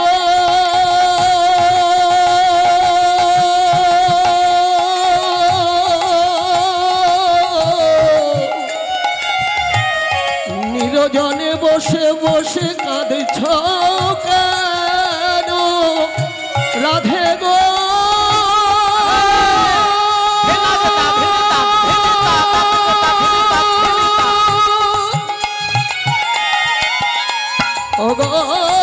রাধে প্রেমময়ী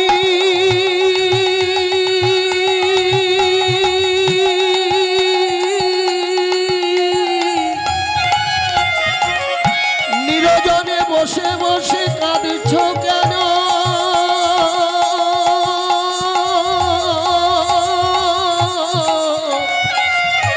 প্রেমময়ী রাধে রাধে গো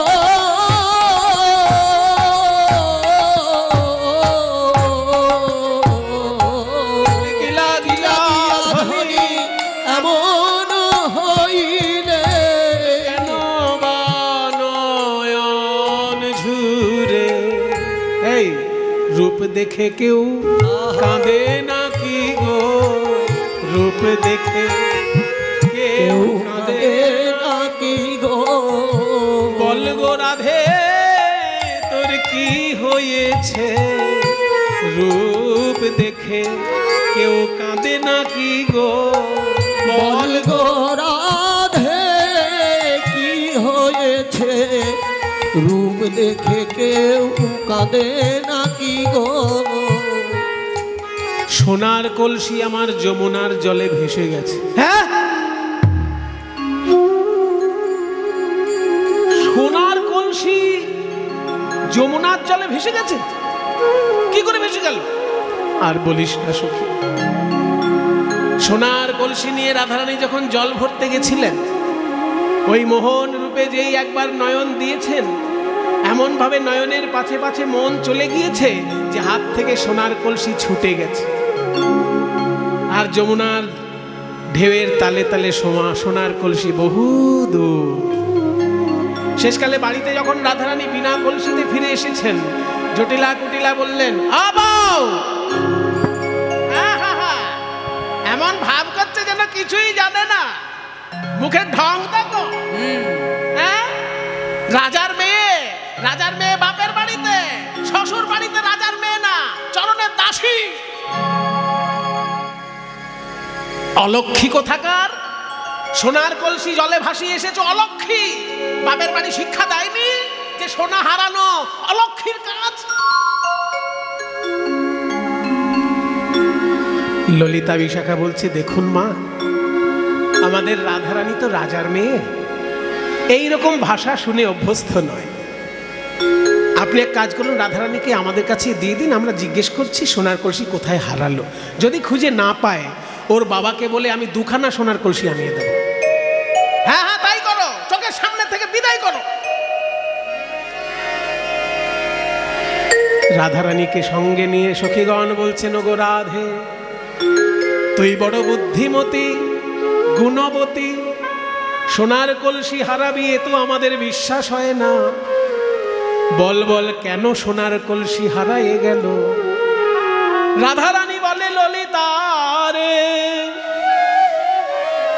তোরাও কি আমার শাশুড়ি ননদির মতোই অন্ধ হলি? তোদের কি অনুরাগের নয়ন নাই? তোদের যদি অনুরাগের নয়ন থাকে তবে আমার পানে চেয়ে দেখ। আমি যদিও সোনার কলসি যমুনার জলে ভাসাইয়ে এসেছি, কিন্তু আমি দুটি নয়ন কুম্ভ ভরে এনেছি। দুটি নয়ন কুম্ভ ভরে এনেছি। দুটি নয়ন কুম্ভ ভরে এনেছি। দুটি নয়ন কুম্ভ ভরে এনেছি। ওই রূপ সাগরে ডুবাইয়ে ওরে ললিতা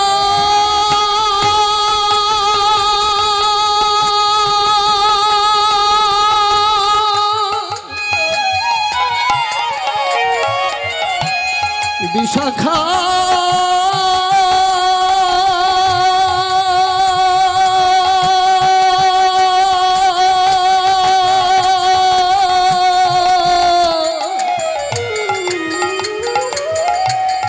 বেলিও সকালে যমুনাই জল আনতে গিয়ে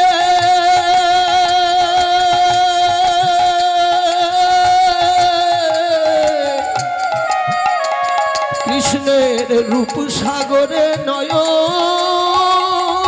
দিয়ে আমার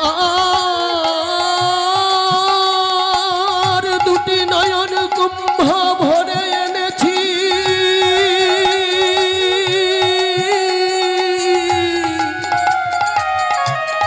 তোরা অনুরাগের নয়নে দেখে না সখী,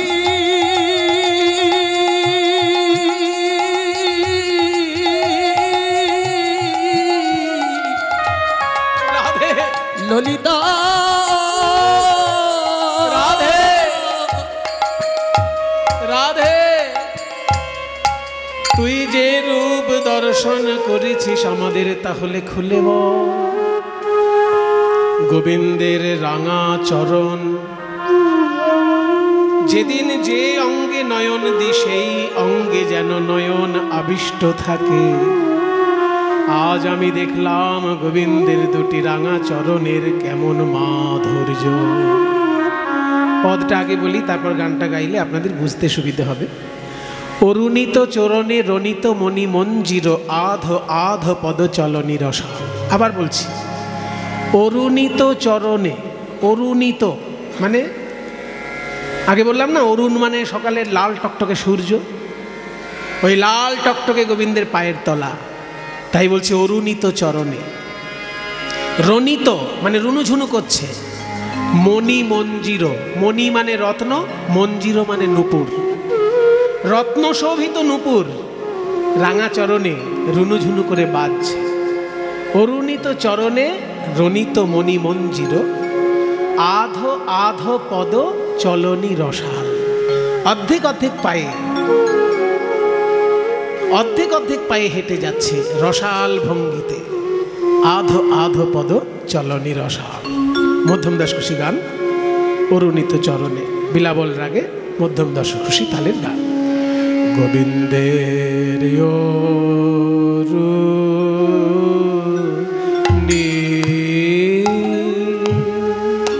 তো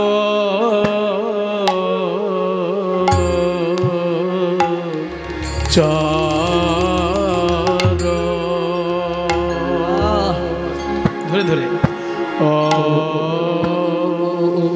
চরণে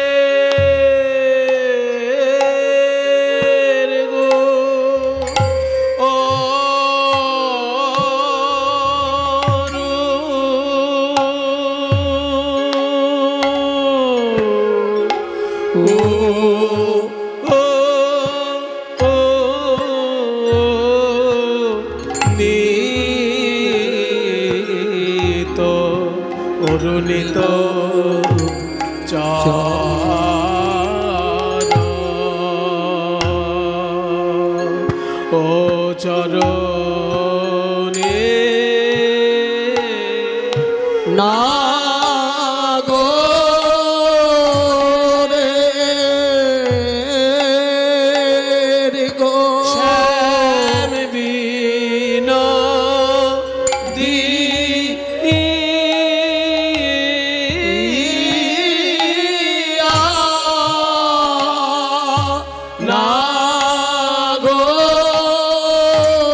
রে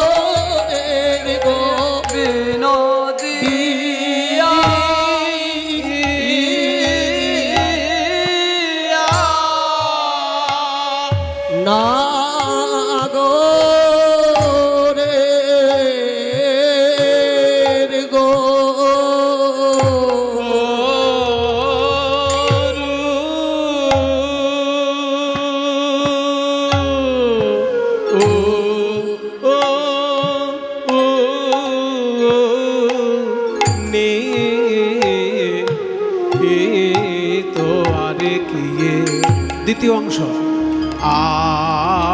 আধো আধো আধো পদ চলনি রসাল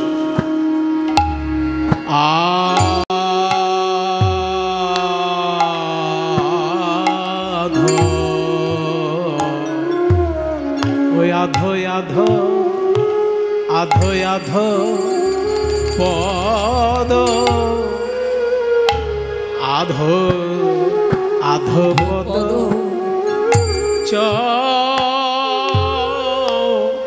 চলো নি চলো নিরসা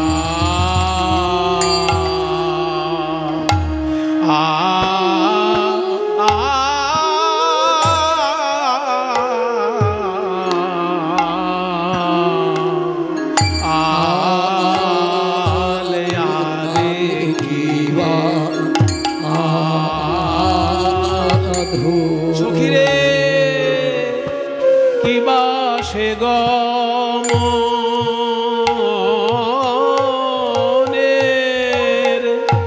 ভঙ্গি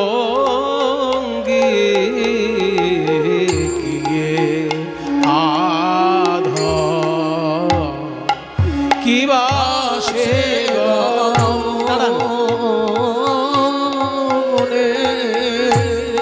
খঞ্জন গতি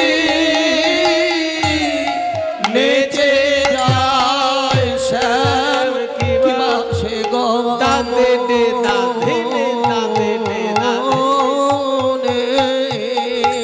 গমনের ভঙ্গি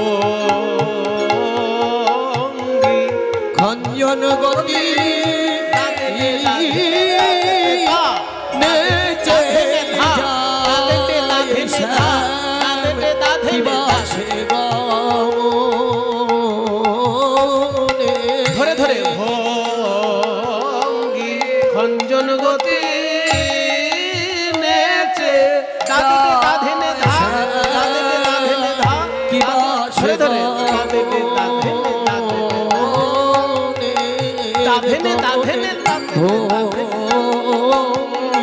খঞ্জন গতি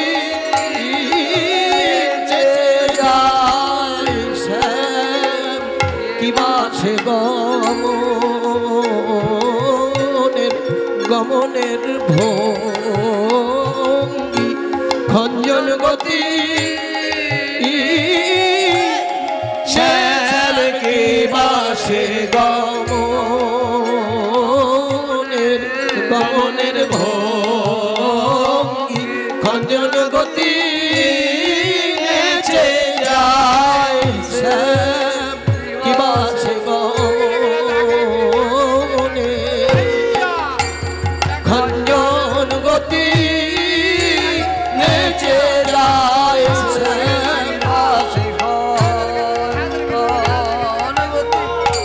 খঞ্জন গতি নেচে যায় কিবা সে উলুধ্বনি উলুধ্বনি খঞ্জন গতি নেচে যায় কিবা সে গমনে খঞ্জন গতি নেচে যায় কিবা সে গমনে খঞ্জন গতি নেচে যায় চলো কিবা সে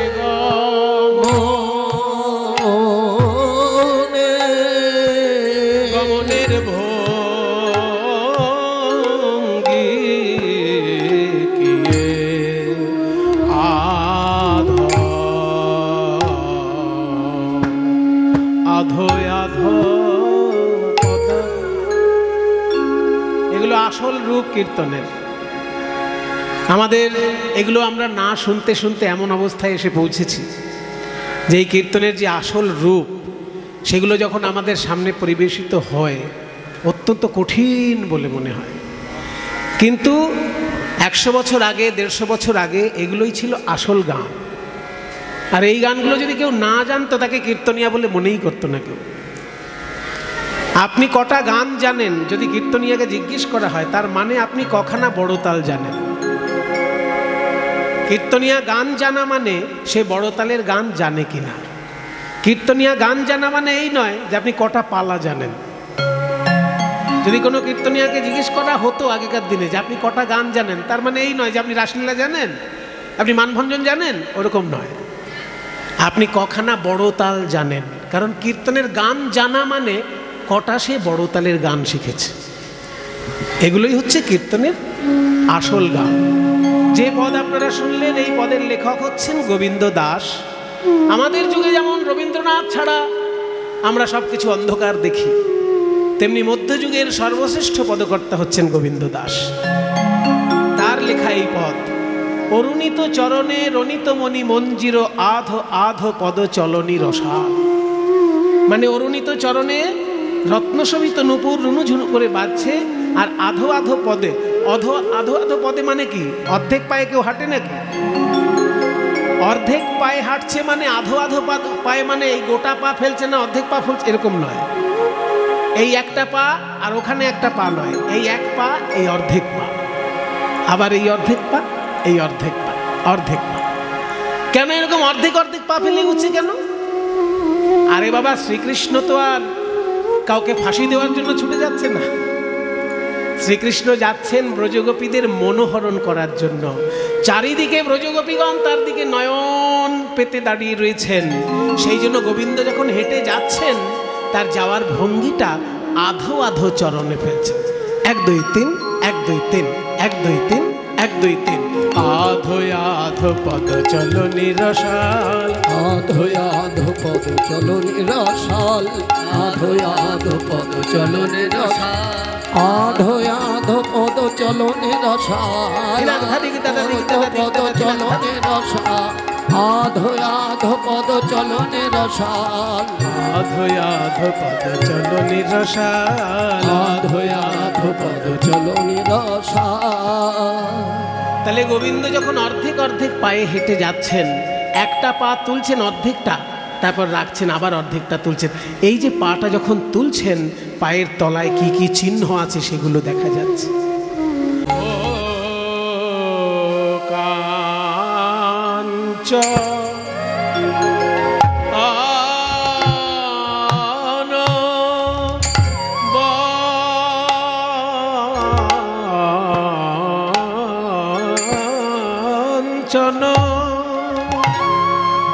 ওই বসন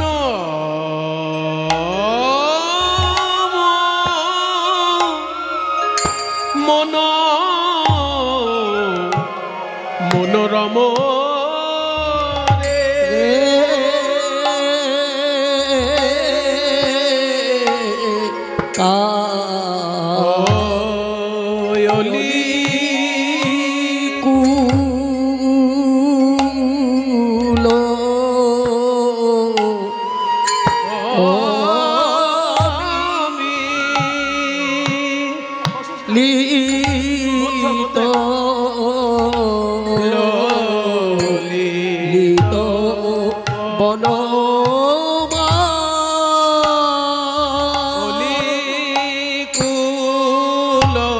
দেখলাম প্রতি ফুলে ফুলে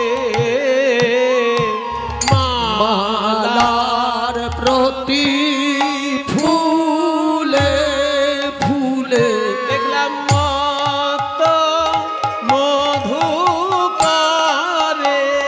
মালা, মালার প্রতি ফুলে ফুলে মত মধুকরের মালা,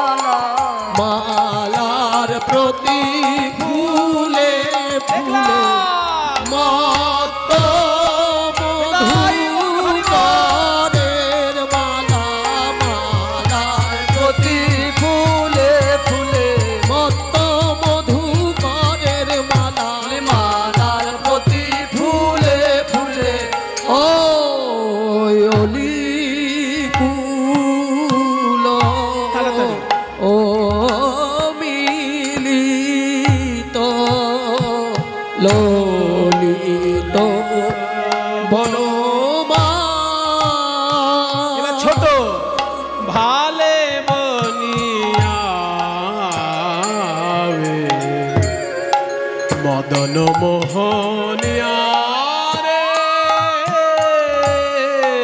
ভালে বনিয়া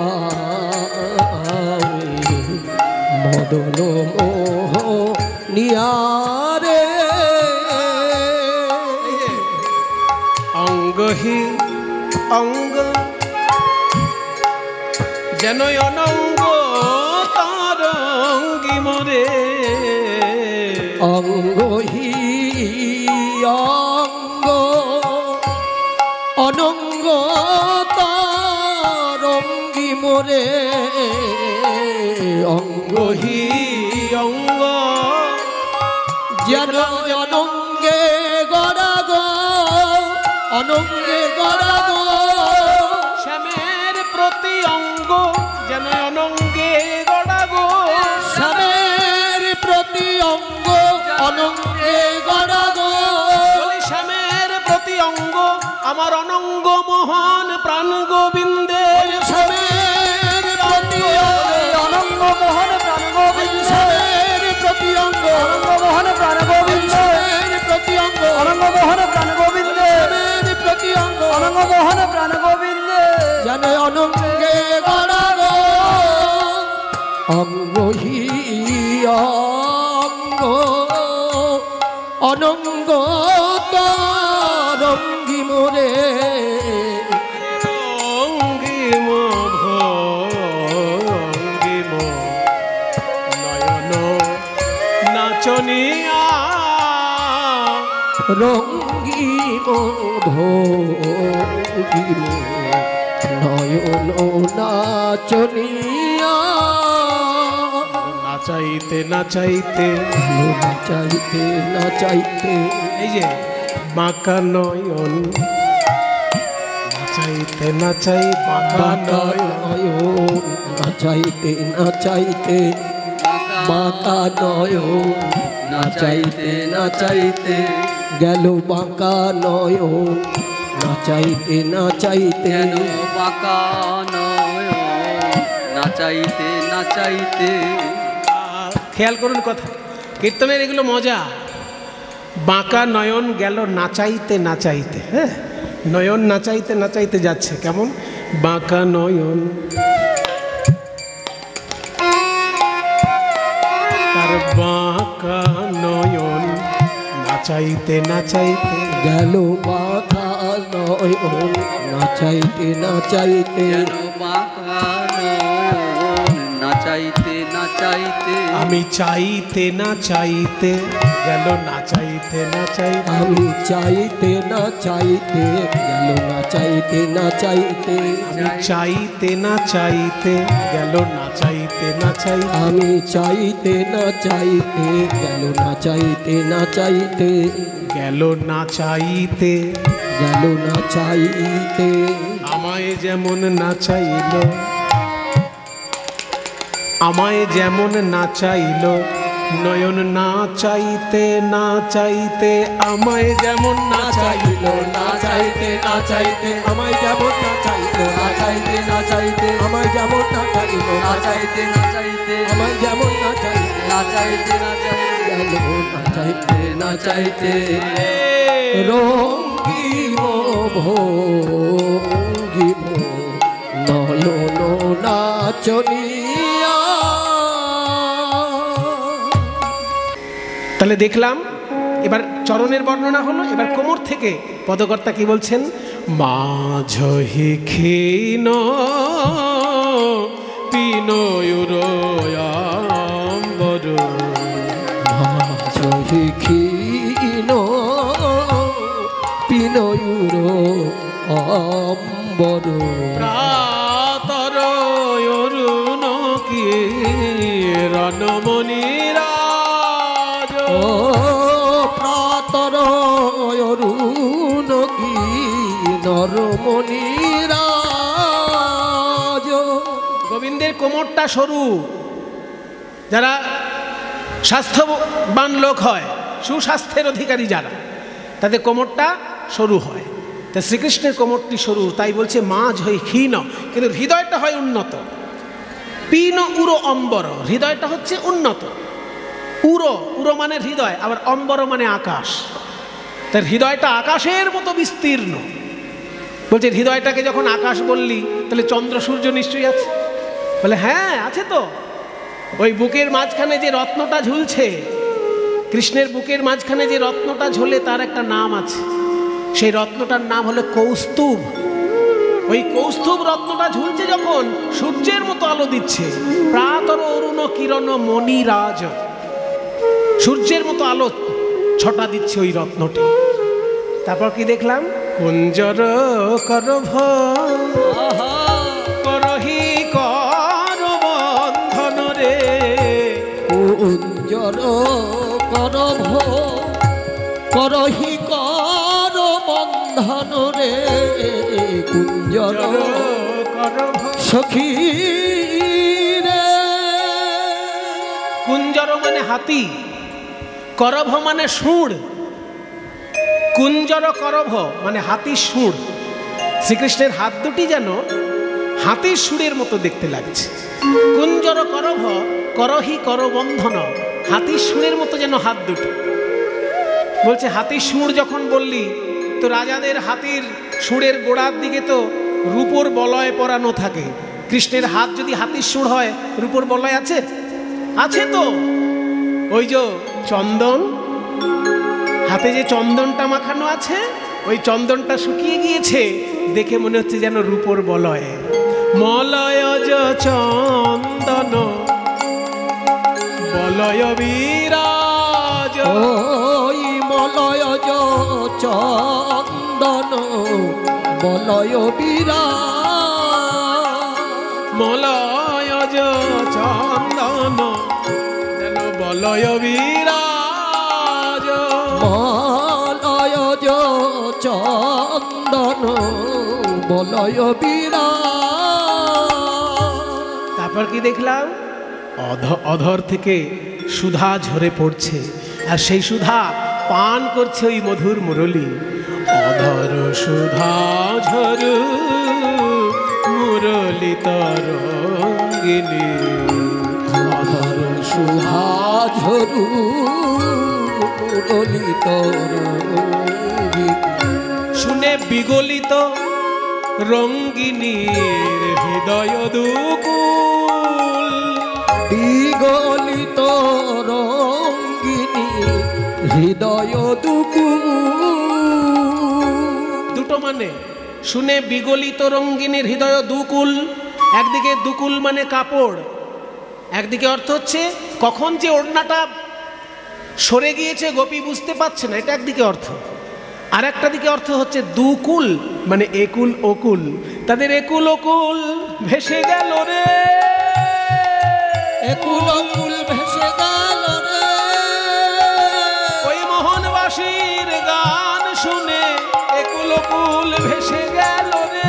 ওই মোহনবাসীর গান শুনে বলে কুলে কি গোবিন্দ মেলে, মোহনবাসীর গান শুনে, কুলে কি গোবিন্দ মেলে, মোহনবাসীর গান শুনে, কুলে কি গোবিন্দ মেলে। ওই মোহনবাসীর গান শুনে একুল ওকুল ভেসে গেল রে, বিগলিত রঙ্গিনী হৃদয় দুকুল।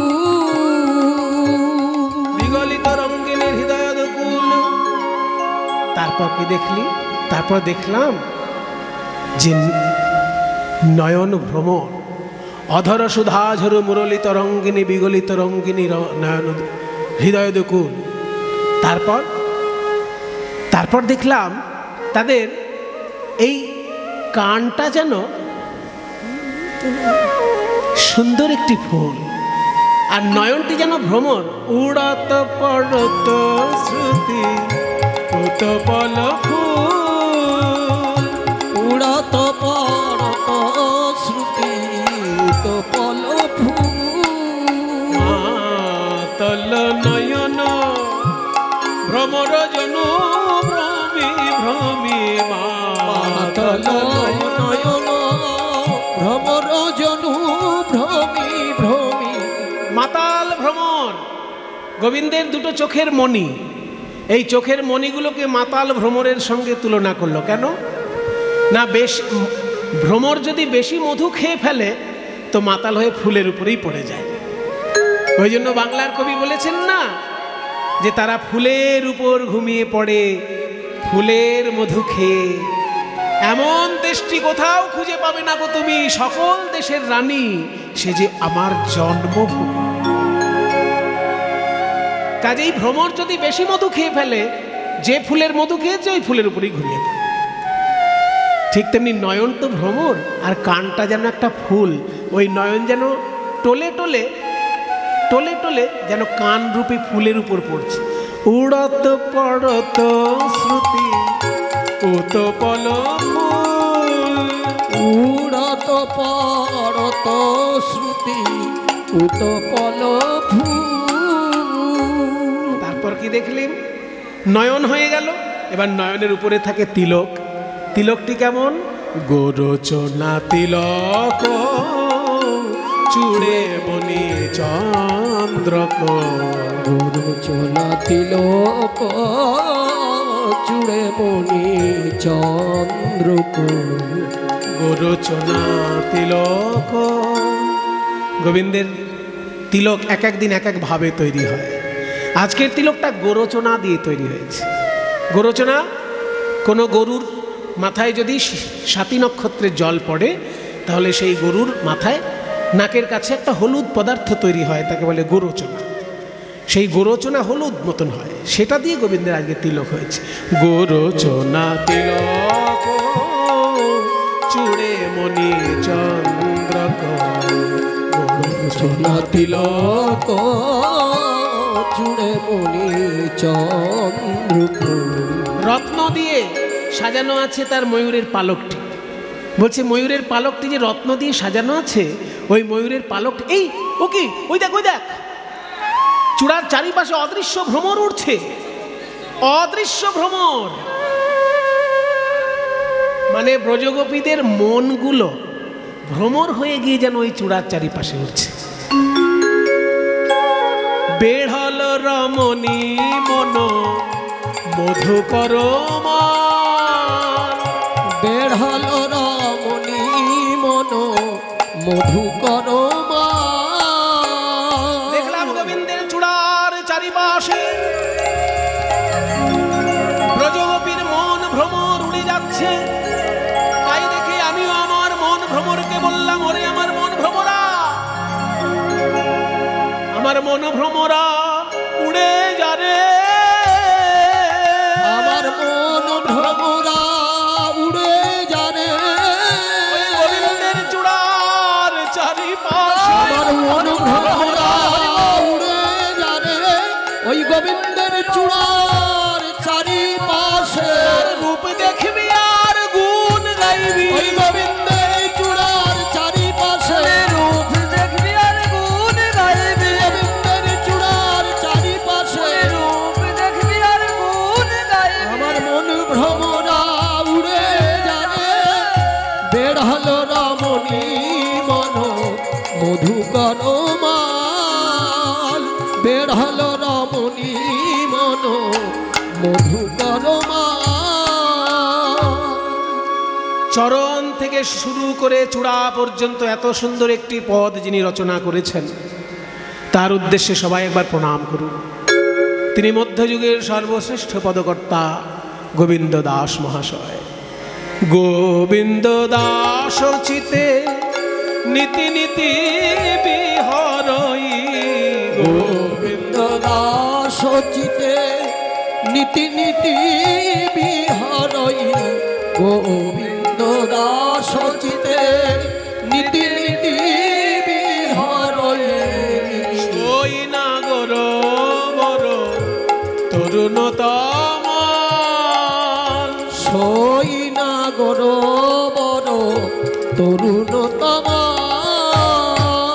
সদাই আমার হিয়ায় জাগে, সদাই আমার হিয়ায় জাগে। সেই গোপ বেশ বেনকর রূপ সদাই আমার হিয়ায় জাগে। গোপ বেশ বেনু করু শ্যাম নব কিশোর নটবর গোপ বেশ বেনু কিশোর নটবর গোপ বেশ বেনু করু কিশোর নটবর সদাই আমার ধিয়ায় জাগে সই নাগর বড় তরুণ তোমা গোবিন্দ দাস চিতে নীতি নীতি বিহরই সই নাগর বড় তরুণতম। এইভাবে সখীসনে রূপের কথা কইতেছিল বসি, হেনকালে কুঞ্জ মাঝে বাজল শ্যামের বাঁশি। বলে আর না বাজিও বাঁশি, নীরব হয়ে থাকো, এই সাজিয়া বেড়াইছি আমি, আবার কেনে ডাকো। যদুনাথ দাস কহে কর অভিচার, আর ঘরে রইতে নারী করো না বিচার। যদুনাথ দাস কহে কর অভিসার। রাধারানী আজকে সেজে গুজে কৃষ্ণ দর্শনে চললেন, আবেশে সখীর অঙ্গে, আবেশে সখীর অঙ্গে, আবেশে সখীর অঙ্গে, আবেশে সখীর অঙ্গে, আবেশে সখীর অঙ্গে, অঙ্গ হেলাইয়া আবেশে সখীর অঙ্গে অঙ্গ হেলাইয়া, আবেশে সখীর অঙ্গে অঙ্গ হেলাইয়া বৃন্দাবনে প্রবেশিল শ্যাম জয় দিয়া। বৃন্দাবনে প্রবেশিল শ্যাম জয় দিয়া, বৃন্দাবনে যাইয়ারা, বৃন্দাবনে যাইয়া রাই প্রিয়তি চায় মাধবীল তারো আরে দেখে শ্যামরাই, মাধবীল তারো আরে দেখে শ্যামরাই। গোবিন্দের বাম পদে 8টি চিহ্ন বলেছি বিস্তারিতভাবে, আর দক্ষিণ পদে 11টি চিহ্ন উল্লেখ করব বলেছি, সেগুলো এবার করে দিচ্ছি।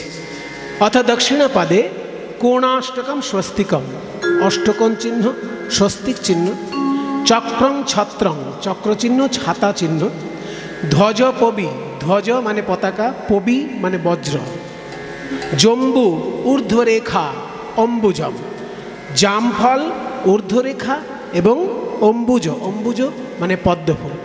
তাহলে কোণাষ্টকম স্বস্তিকম চক্রং ছত্রং জব অঙ্কুশং, আর জব আর অঙ্কুশ এই মোট 11টি চিহ্ন গোবিন্দের দক্ষিণ পদতলে বিরাজ করছে।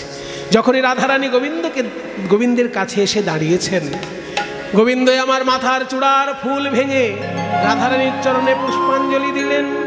ভাঙিয়া চূড়ার ফুল হাতে করি নিল, ভাঙিয়া চূড়ার ফুল হাতে করি নিল, এবার নম প্রেমময়ী বলি রাই চরণে দিল। রাধে তোমার কি ইচ্ছা বলো? বলে আমার ইচ্ছা রাসলীলায় নৃত্য করব। তাই তো, এবার তাহলে 5 মিনিটের জন্য রাসলীলায় নৃত্য করব। রাধা শ্যাম যুগল নৃত্য, রাসলীলায় শুরু হলো যুগল নৃত্য, উলুধ্বনি। রাধা শ্যাম নাচে রে নাচে রে নাচে ধনু অঙ্ক পাতিয়া, রাধা শ্যাম নাচে রে নাচে রে নাচে ধনু অঙ্ক পাতিয়া, ধনু অঙ্ক পাতিয়া, ধনু অঙ্ক পাতিয়া, নাচে ধনু অঙ্ক পাতিয়া, ধনু অঙ্ক পাতিয়া, নাচে ধনু অঙ্ক পাতিয়া। রাধা শ্যাম নাচে রে নাচে ধনু অঙ্ক পাতিয়া, রাধা শ্যাম নাচে রে নাচে ধনু অঙ্ক পাতিয়া, নাচে যদুবীর ধীর করি শির, নাচে যদুবীর স্থির করি শির, নাচে যদুবীর স্থির করি শির, কুণ্ডল মৃত্যু দলনিয়া। রাধা শ্যাম নাচে রে নাচে ধনু অঙ্ক পাতিয়া, রাধা শ্যাম নাচে রে নাচে ধনু অঙ্ক পাতিয়া। চিরমুখ এ বড় কৌতুক মঞ্জির মুখ এ বড় কৌতুক মঞ্জির মুখ এ বড় কৌতুক মঞ্জির মুখ এ বড় কৌতুক মঞ্জির মুখ এ বড় কৌতুক নূপুর বাজছে কিন্তু মঞ্জির মুখ বাজছে না, অথচ চরণ নাচছে, চরণ নাচছে অথচ নূপুর বাজছে না। এ বড় কৌতুক। মঞ্জির মুখ এ বড় কৌতুক মঞ্জির মুখ এ বড় কৌতুক কিন্তু কোমরের কিঙ্কিনি কিঙ্কিনি কিনি কিনিয়া রাধা শ্যাম নাচে রে নাচে ধনু অঙ্ক পাতিয়া রাধা শ্যাম নাচে রে নাচে ধনু অঙ্ক পাতিয়া অঙ্গভঙ্গি করি নাচে রাস বিহারী অঙ্গভঙ্গি করি নাচে রাসবিহারী রঙ্গভঙ্গি করি নাচে রাসবিহারী গোবিন্দ দাস হেরি মাতিয়া রাধা শ্যাম নাচে রে নাচে ধনু অঙ্ক পাতিয়া রাধা শ্যাম নাচে রে নাচে ধনু অঙ্ক পাতিয়া সেই দিকে রাধা কৃষ্ণ নাচি নাচি যায়, সেই দিকে রাধা কৃষ্ণ নাচি নাচি যায় দিকে চন্দ্রদেব ফিরিয়া তাকায়, সেই দিকে চন্দ্রদেব ফিরিয়া তাকায় সেই দিকে চন্দ্রদেব ফিরিয়া তাকায় সেই দিকে চন্দ্রদেব ফিরিয়া তাকায় স্বর্গ হতে পুষ্প বৃষ্টি দেবগণ করে, স্বর্গ হতে পুষ্প বৃষ্টি দেবগান করে স্বর্গ হতে পুষ্প বৃষ্টি দেবগান করে স্বর্গ হতে পুষ্প বৃষ্টি দেবগান করে আনন্দেতে গীতে গায়ে গন্ধর্ব কিন্নরে, আনন্দেতে গীত গায় গন্ধর্ব কিনারে নাচিতে নাচিতে গেল যমুনার জলে, নাচিতে নাচিতে গেল যমুনার জলে কিশনে যুগল কিশোর জলকেলি করে, সখী সনে যুগল কিশোর জলকেলি করে জলকেলি করি সবে নিকুঞ্জে আইলো, জলকেলি করি সবে নিকুঞ্জ আইল নানাবিধ ভোজনানি সখীগণে দিল, এই নানাবিধ ভোজনানি সখীগণে দিল ভোজন করিয়া যুগল করয়ে শয়ন, ভোজন করিয়া যুগল করে শয়ন আনন্দেতে সেবা করে যত সখীগণ, আনন্দেতে সেবা করে যত সখীগণ আসো জাগরণে নিকুঞ্জ ভবনে অলস এলায় ভোর। সুটিলা কিশোরী আপনা পশারি পরানো নাথের কোর সুটিলা কিশোরী আপনা পশারি পরানো নাথের কোর হেরো দেখো শিয়াবা, তোরা দেখো হেরো শিয়াবা ঈদ যায় ধনী ও চাঁদ বদনী, নিদ যায় ধনী ও চাঁদ বদনী শ্যামঙ্গে দিয়া পা, নিদ যায় ধনী ও চাঁদ বদনী শ্যাময়ঙ্গে দিয়া পা নাগরের বাহু সিধান করিছে, নাগরের বাহু সিধান করিছে ধান বসন ভূষা, নাগরের বাহু সিধান করিছে বিধান বসন ভূষা আশার নিঃশ্বাসে বেসর দুলিছে, হাসি খানি তাহে মিশা, নাসার নিঃশ্বাসে বেসর দুলিছে হাসি খানি তাহে মেশা পরিহাস করি নিতে চাহে হরি, সাহস না হয় মনে, পরিহার করি নিতে চায় হরি সাহস না হয় মনে তোমরা ধীর করি বলো না করি হরল, তোমরা ধীর করি বল না করি ওরল দাস জগন্নাথে ভনে, তোমরা ধীর করি বল না করি ওরল দাস জগন্নাথ ভনে দাস জগন্নাথে ভনে। ধীরে ধীরে কৌগো কথা রাই যেন জাগে না, ধীরে ধীরে কৌ কথা রাই যেন জাগে না এই এখনই ঘুমাইছে রাই জাগলে আর এই এখনই ঘুমায়েছে রায় জাগলে আর ঘুমাবে না এই এখনই ঘুমাইছে জাগলে ঘুমাবে না এই এখনই ঘুমায়েছে রায় জাগলে আর ঘুমাবে না ললিতা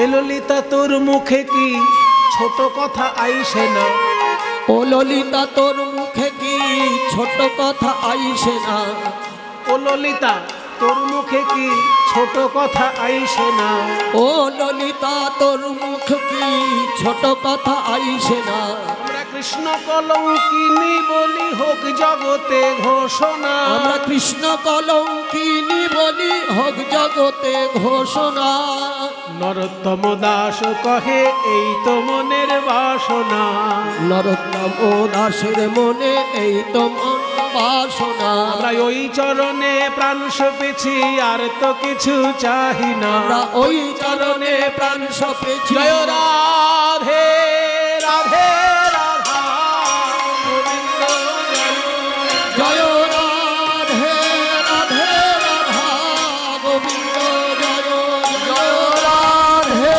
রাধে রাধা গোবিন্দ জয় রাধে রাধে রাধা গোবিন্দ জয় জয় রাধে জয় রাধে জয়